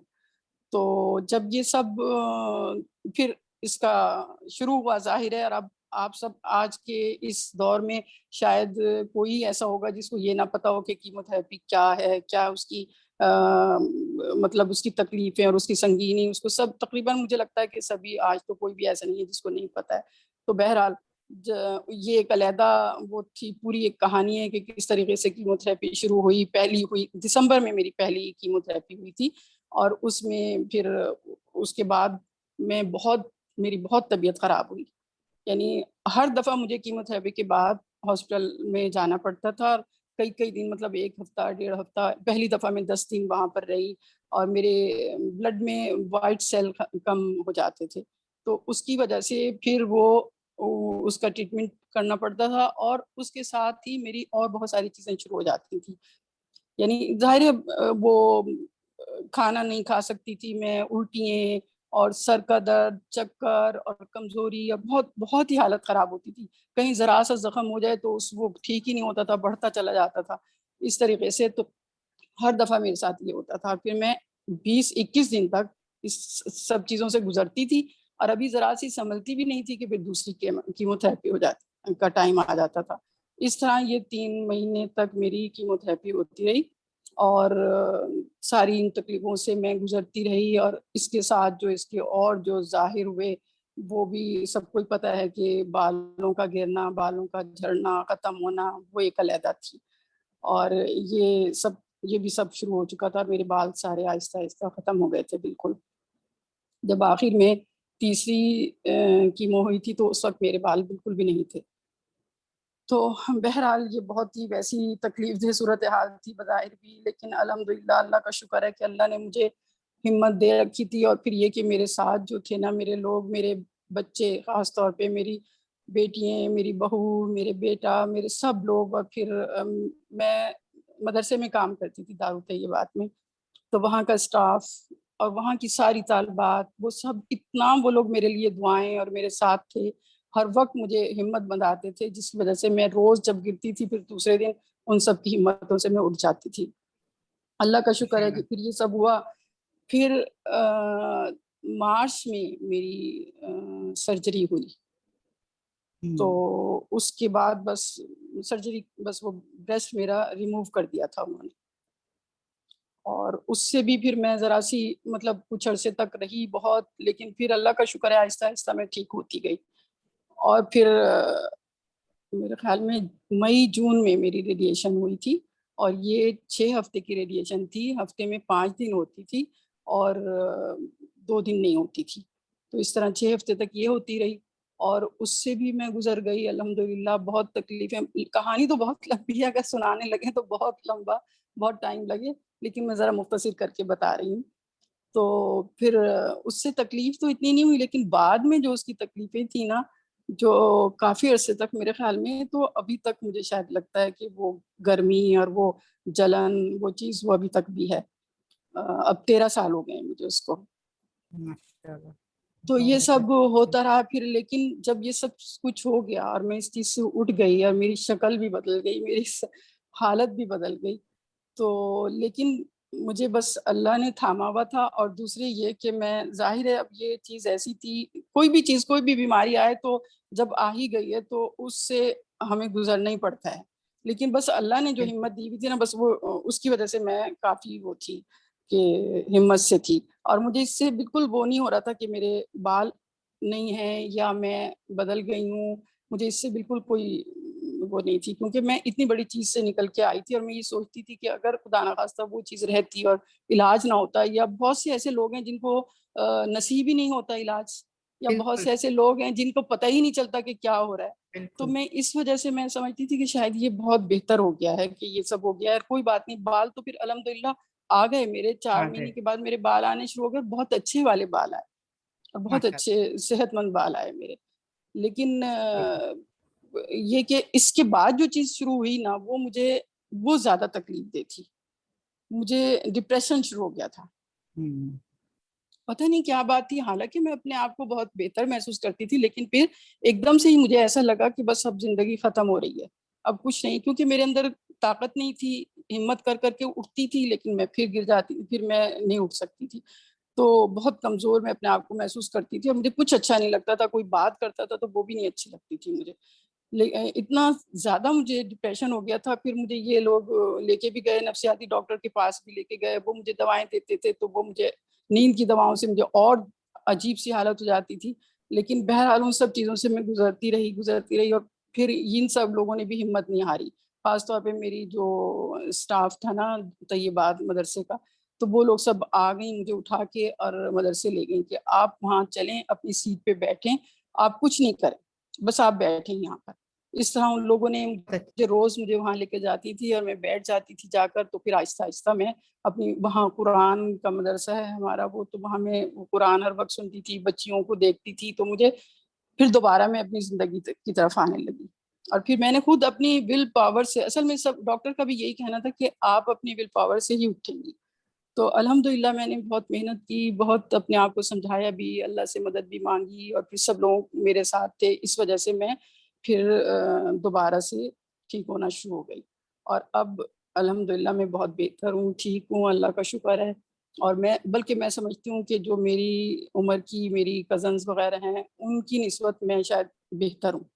माशाल्लाह तबारकल्लाह, मैं हाँ आपको कहते अल्हम्दुलिल्लाह। थे। और ये कि बल्कि उनके अंदर इतनी ज्यादा मैं उनको देखती हूँ कि वो हिम्मत वो हौसला नहीं है, वो समझते हैं कि शायद अब जिंदगी मतलब हम बुढ़ापे की तरफ जा रहे हैं तो अब हमें क्या अब ऐसे ही है, ऐसे ही रहना। लेकिन मैं समझती हूँ कि मेरे लिए मेरी जिंदगी बहुत कीमती है, कि मैंने इसको बहुत मुश्किल से अपने आप को ठीक किया है और मुझे तो ठीक रखना है जब तक अल्लाह ने जिंदगी दी है। तो इस और चीज से मैं सबसे मैं जो मानती हूँ ना सब, अब इस वक्त मैं ये सोच रही थी कि जो आप लोगों ने प्रोग्राम रखा, तो उन लोगों के लिए जो अभी बच्चियां हैं या जो बड़ी हैं, जो अभी मतलब अभी अल्लाह ना करे कोई इस चीज से गुजरे जी या बिल्कुल। अल्लाह ना करे किसी को भी कभी कोई ऐसा मौका पेश आए, जो नहीं, जो ठीक हैं उनके लिए भी ये है कि अपने आप का, जैसे कि अभी हमारी डॉक्टर साहिबा बता रही थी कि किस तरह अपना चेक रखना है और किस तरह क्या करना है, उन्होंने सब कुछ ही बता दिया उसमें। ऐसा लग रहा था कि ये हमें सबको पता होना चाहिए। मैं इसलिए ये समझ रही थी कि मैं इससे गुजर चुकी हूँ, और जो लोग अल्लाह ना करे जो नहीं गुजरे हैं वो नहीं जानते बेचारे कि ये कि क्या बता रही हैं। बाज़ लोग समझ रहे होंगे कि क्या कह रही हैं, कुछ समझ भी ना आ रहा हो शायद उन लोगों को। लेकिन मैं समझती हूँ कि ये हमें सबको पता होना चाहिए और ये बहुत बिल्कुल जरूरी है। छोटी बच्चियों से लेके 20-25 साल की बच्चियों से लेके बड़ी उम्र तक की औरतों के लिए बहुत जरूरी है, और इससे हमें सबको मालूमात इसकी होनी चाहिए। और अल्हम्दुलिल्लाह मुझे सुन के बहुत खुशी हो रही थी कि ये चीजें अब लोगों को मालूमात हैं ये सब, और ये कोई है हमें बताने वाला। और हमें तो, मुझे तो कुछ भी नहीं पता था पहले, मैंने तो कभी सोचा भी नहीं था, मैं तो इससे गुजर के ये सब चीजें समझ आई हूँ। लेकिन अब बच्चियों के लिए मैं कह रही हूँ कि इन सबको ये जरूर समझना चाहिए, देखना चाहिए, और ये कि अगर खुदा ना खास्ता किसी को कभी थोड़ी सी भी जरा सा भी महसूस हो तो फौरन डॉक्टर के पास जाए और अपना चेकअप कराए। और अगर जरूरत बिल्कुल। पड़े तो मेमोग्राम भी। और फिर ये कि अल्लाह करे, अल्लाह ना करे कि किसी को भी कभी कुछ ऐसी चीज हो, अगर हो भी जाए तो अगर फौरन जल्दी से आमीन। पता चल जाएगा तो जल्दी इलाज शुरू हो जाएगा और इंशाल्लाह बेहतरी आएगी। और आगे नहीं बढ़ेगा तो वो ज्यादा तकलीफ नहीं उठाएंगी। इसी तरह अगर किसी को ज्यादा किसी को हो ही गया है तो वो अगर अपना ये सब जान कर देख कर अपना इलाज करवाने के लिए तैयार हो जाएंगी तो उनके लिए भी बहुत अच्छा है कि वो जल्दी इसको कंट्रोल कर सकेंगी और फिर अच्छी जिंदगी गुजार सकेंगी।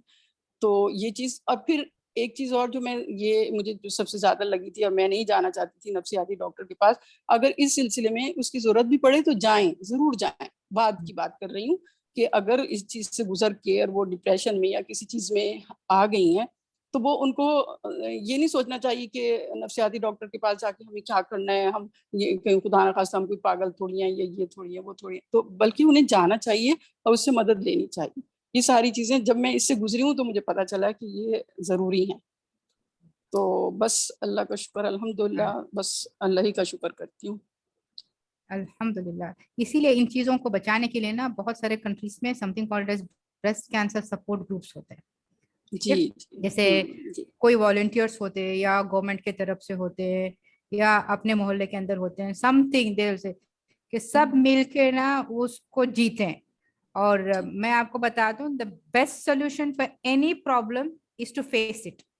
जी You have to सही। face any problem, छोटे से छोटा प्रॉब्लम हो या बड़े से बड़े प्रॉब्लम हो, the best solution जी। क्या है, उसको अंजाम तक क्या पहुंचाती है, you have to face it, उसको चैलेंज के साथ फेस करें, then you will find so many reasons to solve it, क्या क्या जी। तरीके हैं एंड ऑल, और आसानी से। और फिर आपने थोड़ा बहुत डगमग लिया था कि हिम्मत हार गई थी, लेकिन अल्हम्दुलिल्लाह बहुत जल्दी संभल भी गई, जी तो बहुत बहुत जी मुबारक जी हो। अलग। और अल्लाह में देखिए आपको चाहे सेहत कोई भी बीमारी, कोई भी तकलीफ, कुछ भी हो, वो तो आ गई है ना, आ हम गई, उससे आ गई। बच तो सकते नहीं है ना। नहीं, तो बल्कि you are the chosen child of अल्लाह, अल्लाह ने आपको आजमाइश में डाला, आप उसमें हाँ बच निकली। और आपको हाँ पता है हदीस भी होता है कि अल्लाह ने ना बीमारी उन्हीं को देता है जो उनको चाहता है, तो जी, उनको इसलिए चाहता है और इसको उनके कभी भी दर्जात बुलंद बुलंद करना करता है। चाहता है। तो हाँ आपके दर्जात बुलंद हुए, आपने हिम्मत अल्लाह भी दी, करे, आपने फैमिलियों के अल्लाह करे। सामने भी, like you are a live example to many. तो आपको देख के बहुत सारे लोग ना उससे इबरत भी हासिल किए और एजुकेशन भी पाया है, तो इसके लिए आपकी हिम्मत की मैं हम लोग दाद देते हैं। अल्लाह में आपको ऐसे ही हेल्दी रखें और उम्र जज़ाकल्लाह। आपकी लंबी करे। बारिकल्लाह फीक। आमीन, जज़ाकल्लाह खैर, जज़ाकल्लाह खैर। और मैंने ट्रीटमेंट मोडालिटीज में इसलिए नहीं किया क्योंकि मैं टाइम देख रही थी, काफी लंबा टाइम हो गया, लेक्चर हो गया, तो जैसे आपने बता दिया था कीमोथेरेपी है, रेडिएशन है और सर्जरी है। I am not going to go into details. अगर किसी को कुछ पूछना है तो they can just private message me on the group chat, we are हाँ रेडी टू आंसर। जरूर जरूर, जो भी मुझसे कोई बात पूछेंगी तो मैं बताऊंगी, तफसील से बताऊंगी। ये तो मैंने बहुत मुख्तसर इसीलिए कि टाइम कम बताया था ना सना ने, तो इसलिए मैंने कम बताया। बहुत अच्छा।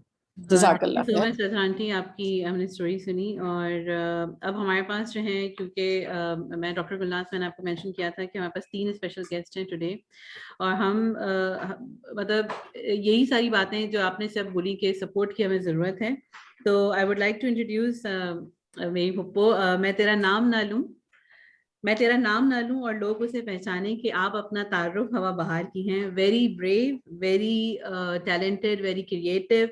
माय सपोर्ट और मेरे तमाम पढ़ो एंड पढ़ाओ में, यानी जितने भी आइडियाज जो होते हैं, मेरी फुप्पो मुझे बहुत हेल्प करती हैं। आई एम वेरी वेरी, मैं क्या कहूँ कि मतलब मेरे पास अल्फाज नहीं अपनी फुप्पो के लिए कुछ कहने के लिए।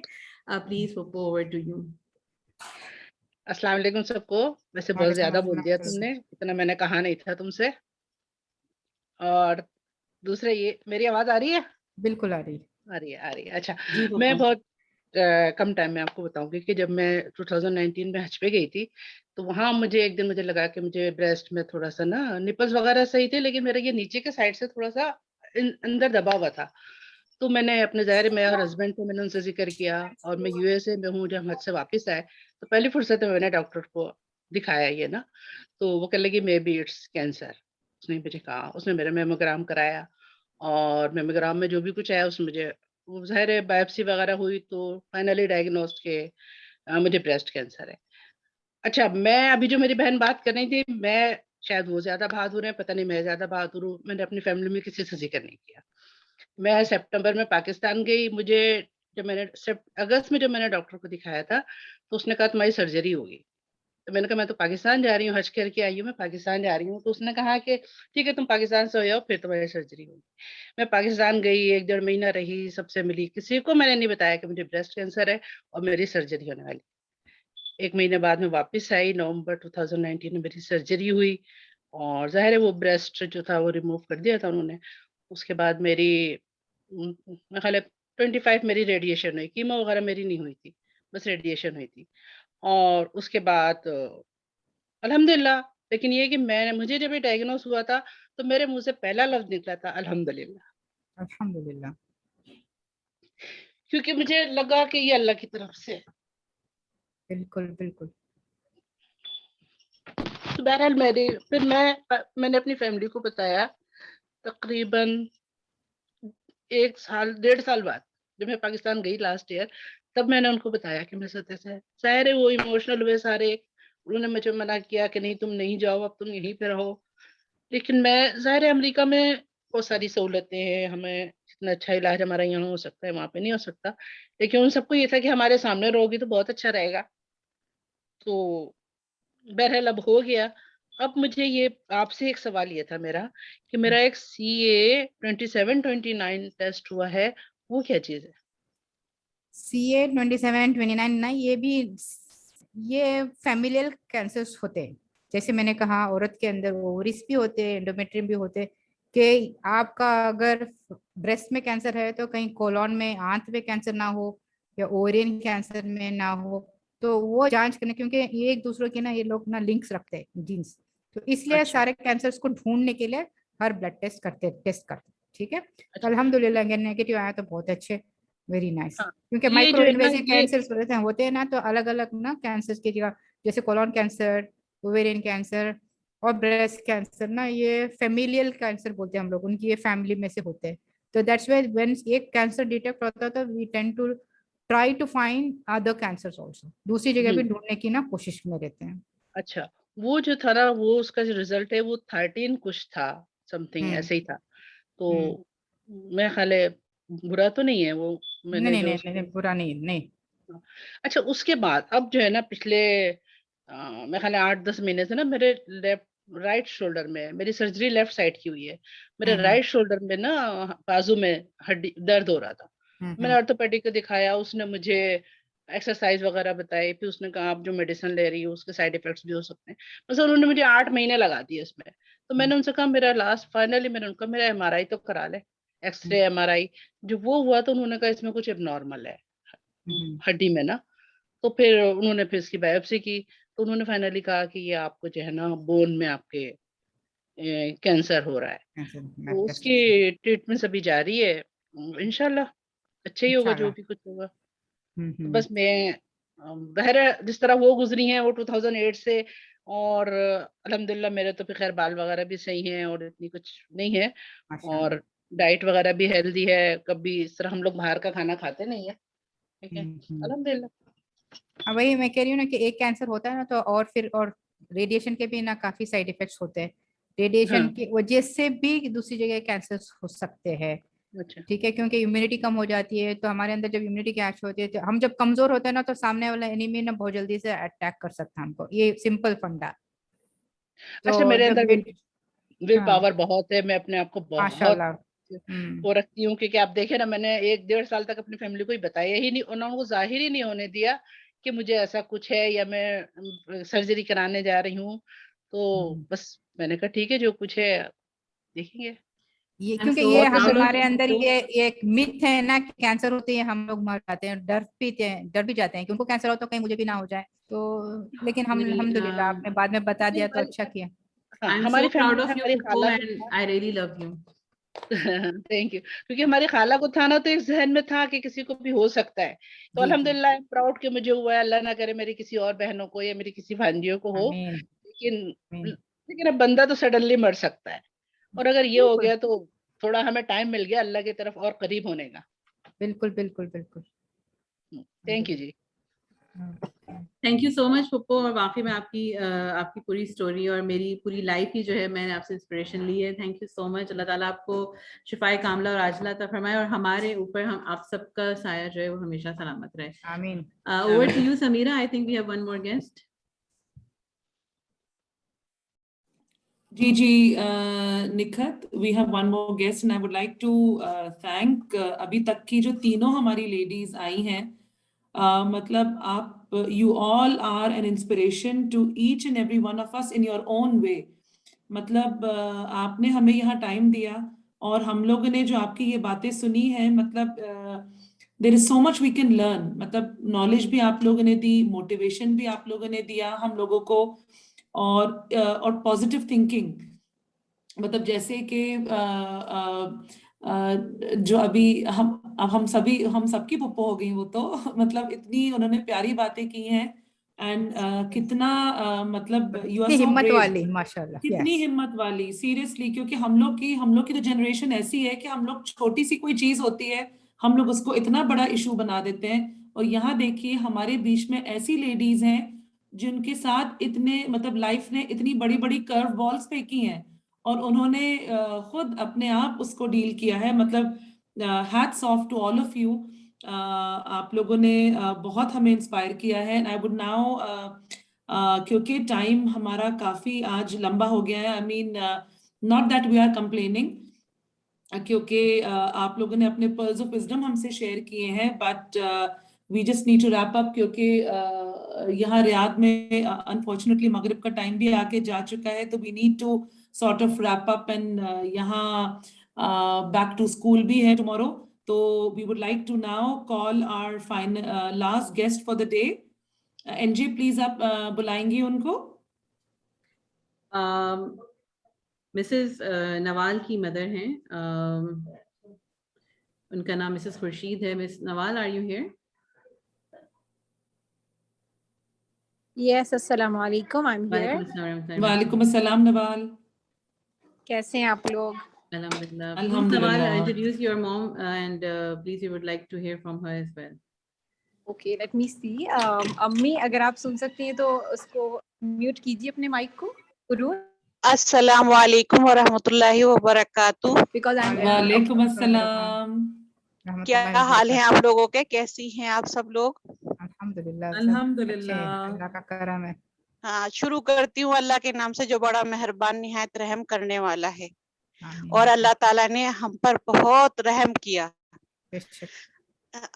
जब मैं ये कहना चाहूंगी, सबसे पहले जब आपके जिस्म में कोई भी ऐसी चीज डेवलप हो रही हो या महसूस हो तो अपने प्यारों को जरूर बताएं, जो भी आपसे क्लोज हो. जी. उसके बाद ये है कि जब मुझे पहले मुझे कमर में दर्द हुआ. कमर में दर्द होने के बाद फिर मुझे ऐसा फील हुआ कि मैं तेल लगवाती थी, मैं सोचती थी काम कर रही हूँ तो शायद इसलिए हो रहा होगा. 1 साल के अंदर अंदर मेरी जो निप्पल की स्किन थी ना, वो अंदर की तरफ जाने लगी. अच्छा, मैंने ये भी किसी को नहीं कहा कि ये क्यों हो रहा है मुझे दर्द वगैरह नहीं था, बस कमर में ज्यादा होता था. उसके बाद 1 साल के अंदर अंदर वो एक गांठ जो है वो ऊपर की तरफ आई. वो इतनी मतलब इस कदर चिकनी थी, वो इस कदर स्लिपरी थी, तो मैं उसको भी इग्नोर कर गई. एक दिन मैं ऐसे ही नवाल की यहाँ गई हुई थी, तो नवाल के साथ में कुछ कर रही थी, तो उसमें से ब्लड निकलना शुरू हुआ. जब ब्लड निकलना शुरू हुआ तो मैंने अपने नवाल को नहीं बताया, किसी को भी नहीं बताया. मैंने फिर अपने मियाँ से बताया कि भाई मेरे ये ब्लड निकल रहा है. तो हमारा जो रूटीन चेकअप था, तो ये कहने लगे कि तुम डॉक्टर को बताना. हालांकि इनको पता था कि तुम्हारे जिस्म में ये गांठ कहाँ से है, तो मैं उनको टाल दिया करती थी कि मैं पता नहीं क्या है क्या नहीं, छोड़े नहीं दिखा रही. फिर डॉक्टर ने कहा कि नहीं, आप जाएं, आप चेकअप कराइए, इसका मुझे ये शक है कि ये कहीं कैंसर ना हो. मैंने कहा ठीक है. तो मैं जद्दा नेशनल में गई, ये जद्दा नेशनल हॉस्पिटल है, वहां गई. तो वहां एक इंडिया से एक डॉक्टर आए हुए थे, रिप्लेसमेंट में थे वो शायद केरला के. तो उन्होंने कहा कि भाई बेटा था मेरा नवाफ और ये मेरे शौहर थे. उन्होंने कहा कि आप अपनी बेगम को बाहर भेज दें, अपनी वाइफ को बाहर भेज दें, मैं आपसे कुछ बात करना चाहता हूँ. तो मैंने उनसे ये कहा नहीं, ये लोग, मैं बाहर नहीं जाऊंगी, मैं इनके साथ बैठूंगी, क्योंकि दुख मेरे पास है तो दुख मेरे साथ शेयर होना चाहिए कि इलाज क्या होना है और क्या नहीं. तो मैंने उनको नहीं भेजने दिया बाहर, मैं उन्हीं के साथ बैठी रही अंदर. फिर उन्होंने कहा कि ठीक है, ये हमें कैंसर लगता है, आप फाइन नीडल कराइए. तो उन्होंने मेरा फाइन नीडल जद्दा नेशनल में हुआ. उसके बाद मेरी बायोप्सी हुई.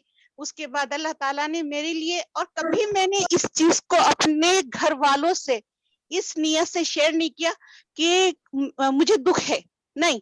मैंने कहा अल्हम्दुलिल्लाह, अल्लाह ताला उसी को देता है जिसको सब्र होता है, और अल्लाह ताला का शुक्र है, उसका एहसान है. जद्दा नेशनल में फाइन नीडल होने के बाद फिर मेरी बायोप्सी हुई. इकबाल हैं, डॉक्टर इकबाल, उन्होंने मुझे देखा, उन्होंने ही बायोप्सी करवाई. और फिर अल्लाह ताला ने फकी में मेरा इलाज हुआ, कीमो चली. फिर उसके बाद फकी वालों जो ये थे इंश्योरेंस वाले, उन्होंने कहा कि 4 लाख रियाल दे, फिर हम आपकी इंश्योरेंस जो है वो हम उसको वो करेंगे, हम बढ़ाएंगे. तो अल्लाह ताला जो करता है बेहतरी के लिए करता है. मैं उस पर भी शुक्र अदा करती रही और उससे यही मांगती थी, अल्लाह हकीम भी अच्छा दे, तबीब भी अच्छा दे, सब कुछ अच्छा दे, और तू मेरे पर रहम फरमा. तो अल्हम्दुलिल्लाह बेटे ने हमारे बहुत तकोदो की, और अल्लाह ताला ने ऐसा किया कि मेरी फाइल किंग अब्दुल अजीज में बन गई. तो फिर हमने किंग अब्दुल अजीज में, अभी भी मेरा इलाज चल रहा है. एक दवाई है अभी भी चढ़ी है मुझे, तो क्या पता नहीं नाम मेरे जहन से निकल गया, तो वो दवाई मेरी हर 6 महीने दूसरी चढ़ी है ये। लेकिन अल्हम्दुलिल्लाह अल्हम्दुलिल्लाह मैं जितनी दफा कहूँ उसका शुक्र है। दवाई भी किंग अब्दुल अजीज से आ रही है मेरी। 2018 में ये शुरू हुआ मेरे साथ, सब कुछ फिनिश हो गया। आज मैं हार्मोन की दवाई खा रही हूँ। हाँ, थोड़ी वीकनेस है, मैं पकाती भी हूँ, मैं खाती भी हूँ, मैं माशाल्लाह बच्चों को भी पका के खिलाती हूँ, खड़े होती हूँ मैं, माशाल्लाह खूब मैं अच्छे से अपना काम करती हूँ। ये नहीं मैं किसी से अपना काम नहीं करवाती, बल्कि मैं अपने बच्चों को भी पका के खिलाती हूँ। मेरे बच्चों ने, हाँ, मेरे बच्चों ने कीमो के टाइम मुझे बहुत अच्छा सपोर्ट करा। अल्लाह से मैं यही कहती थी, ए अल्लाह मुझे मोहताज ना बनाना, अपना मोहताज रखना हमेशा। तो आज अल्हम्दुलिल्लाह सुम्मा अल्हम्दुलिल्लाह मैं किचन में तमाम काम करती हूँ, रोटी भी पकाती हूँ, पराठे भी पकाती हूँ, सालन भी पकाती हूँ, बिरयानी भी पकाती हूँ। लेकिन हाँ, थोड़ी वीकनेस मुझे बहुत है। मैं जैसे काम करके आऊंगी ना, 1-1.5 घंटा किचन में काम कर ले तो जी चाहेगा जैसे लेट जाऊं, लेट जाती हूँ। फिर बच्चों को थोड़ा बहुत कुरान भी पढ़ाती हूँ, अल्हम्दुलिल्लाह उसका शुक्र है। आप लोगों का बहुत बहुत शुक्रिया, जज़ाकल्लाह खैर। और मैं अल्हम्दुलिल्लाह मैं बहुत सेटिस्फेक्शन में हूँ। अल्लाह ने मुझे जिंदगी अच्छी वाली दी है, अल्लाह ने अपने करीब किया है मुझे, ताकि मैं उसकी इबादत कर सकूं। अल्लाह ताला आगे भी इसी तरह रखे सबको, अल्लाह किसी को कोई परेशानी न दे, सबको खुश रखे। जज़ाकल्लाह खैर। अस्सलामु अलैकुम वरहमतुल्लाहि वबरकातुहू। वालेकुम अस्सलाम। बहुत बहुत शुक्रिया आपके आने का, और आप तो बहुत खुश किस्मत हैं कि नवाल और नवाफ आपके साथ हैं, और उनको ये अपॉर्चुनिटी मिली कि वो आपकी खिदमत कर सकें। ये भी आई थिंक ये भी हर बच्चे की किस्मत में नहीं होता कि वो अपने माँ बाप की खिदमत कर सकें। यू आर वेरी लकी कि ये दोनों आपके साथ रहे।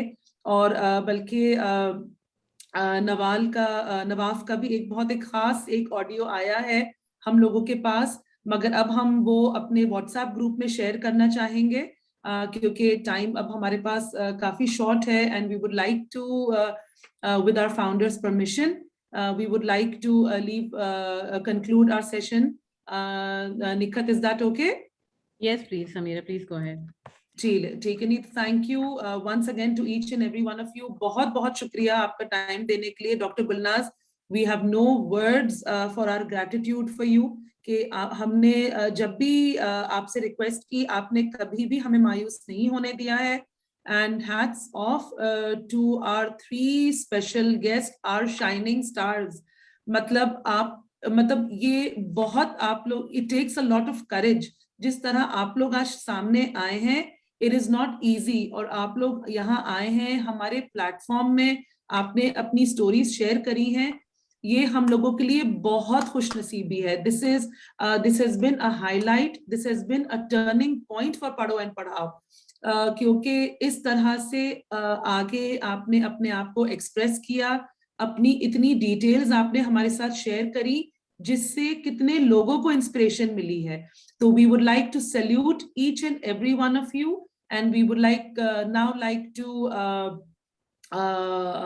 log off. Obviously, once again, a very we are all grateful to our founder, Mrs. Nikhat Jamil. It was her vision, it was it was her hard work, it is her dedication. मैं तो जरा भटक जाती हूँ इधर उधर राहों में, बट हमारी जो फाउंडर है मिसेस निकहत जमील, और जो कांस्टेंट उनको सपोर्ट करती है। Samira, please, I would like to stop you here. It's all credit goes to Sana and Samira, my co-founders. And today वाकई में यानी एक बड़ा ladies only हमारा session था, and I'm really thankful to Sana Junaid and of course Samira, यानी जो आपने जिस तरह से आज hosting किया, it was सिर्फ आप ही कर सकती थी, ये मेरे बस की बात नहीं है। And I am really thankful to missus Azra and my पप्पो, मैं उनको अच्छी पप्पो कहती हूँ, और missus Khurshida, and I am really thankful. So इंशाल्लाह अल्लाह ताला हम सबको सेहत और आफियत के साथ रखें। अल्लाह ताला जो लोग बीमार हैं, अल्लाह ताला उनको बेहतरीन शिफाए कामला और आफियत अता फरमाए। थैंक यू सो मच, आप सब लोगों ने ज्वाइन किया हमें सपोर्ट करने के लिए, ये हमारे लिए बहुत बड़ी कामयाबी की बात है। ओके जी, thank you everyone. Yeah. And Sana Junaid यहाँ दिखती नहीं है, but she is our backbone. उनके बगैर हम लोग जरा ना दिखेंगे नहीं आपको। She is a silent gun. तो once again thank you to each and every one of you, and until the next one, inshallah. Thank you very much for listening to me and giving me an opportunity. और इनका हिम्मत देखें, जो अपने घर वालों को नहीं बताया, आज इनकी स्टोरीज हम लोगों के सामने शेयर किया। तो अल्लाह मियाँ इनका हौसला और इजाफा दे। थैंक यू सो मच हौसला डॉक्टर बरकरार गुलनाज। रखे, हिम्मत रखें। मोर देन वेलकम डालेंगे, मोर देन वेलकम। आपकी आज ड्यूटी थी, मुझे पता है। आप 4 बजे घर आई हैं एंड 4:30 बजे आप ऑनलाइन थी। No problem, it's okay, fine, my pleasure. We are online since like last 2 hours. Thank you so much. Welcome. Thank you. किसी को कुछ फायदा हो गया, अल्लाह में राजी हो जाए, इससे बढ़कर क्या चाहिए हम लोगों को? Ameen, ameen, ameen, ameen, ameen to all your duas. Thank you so much, everyone. Have a nice day. Good evening. Assalamu alaikum. वालेकुम अस्सलाम। Assalamu alaikum.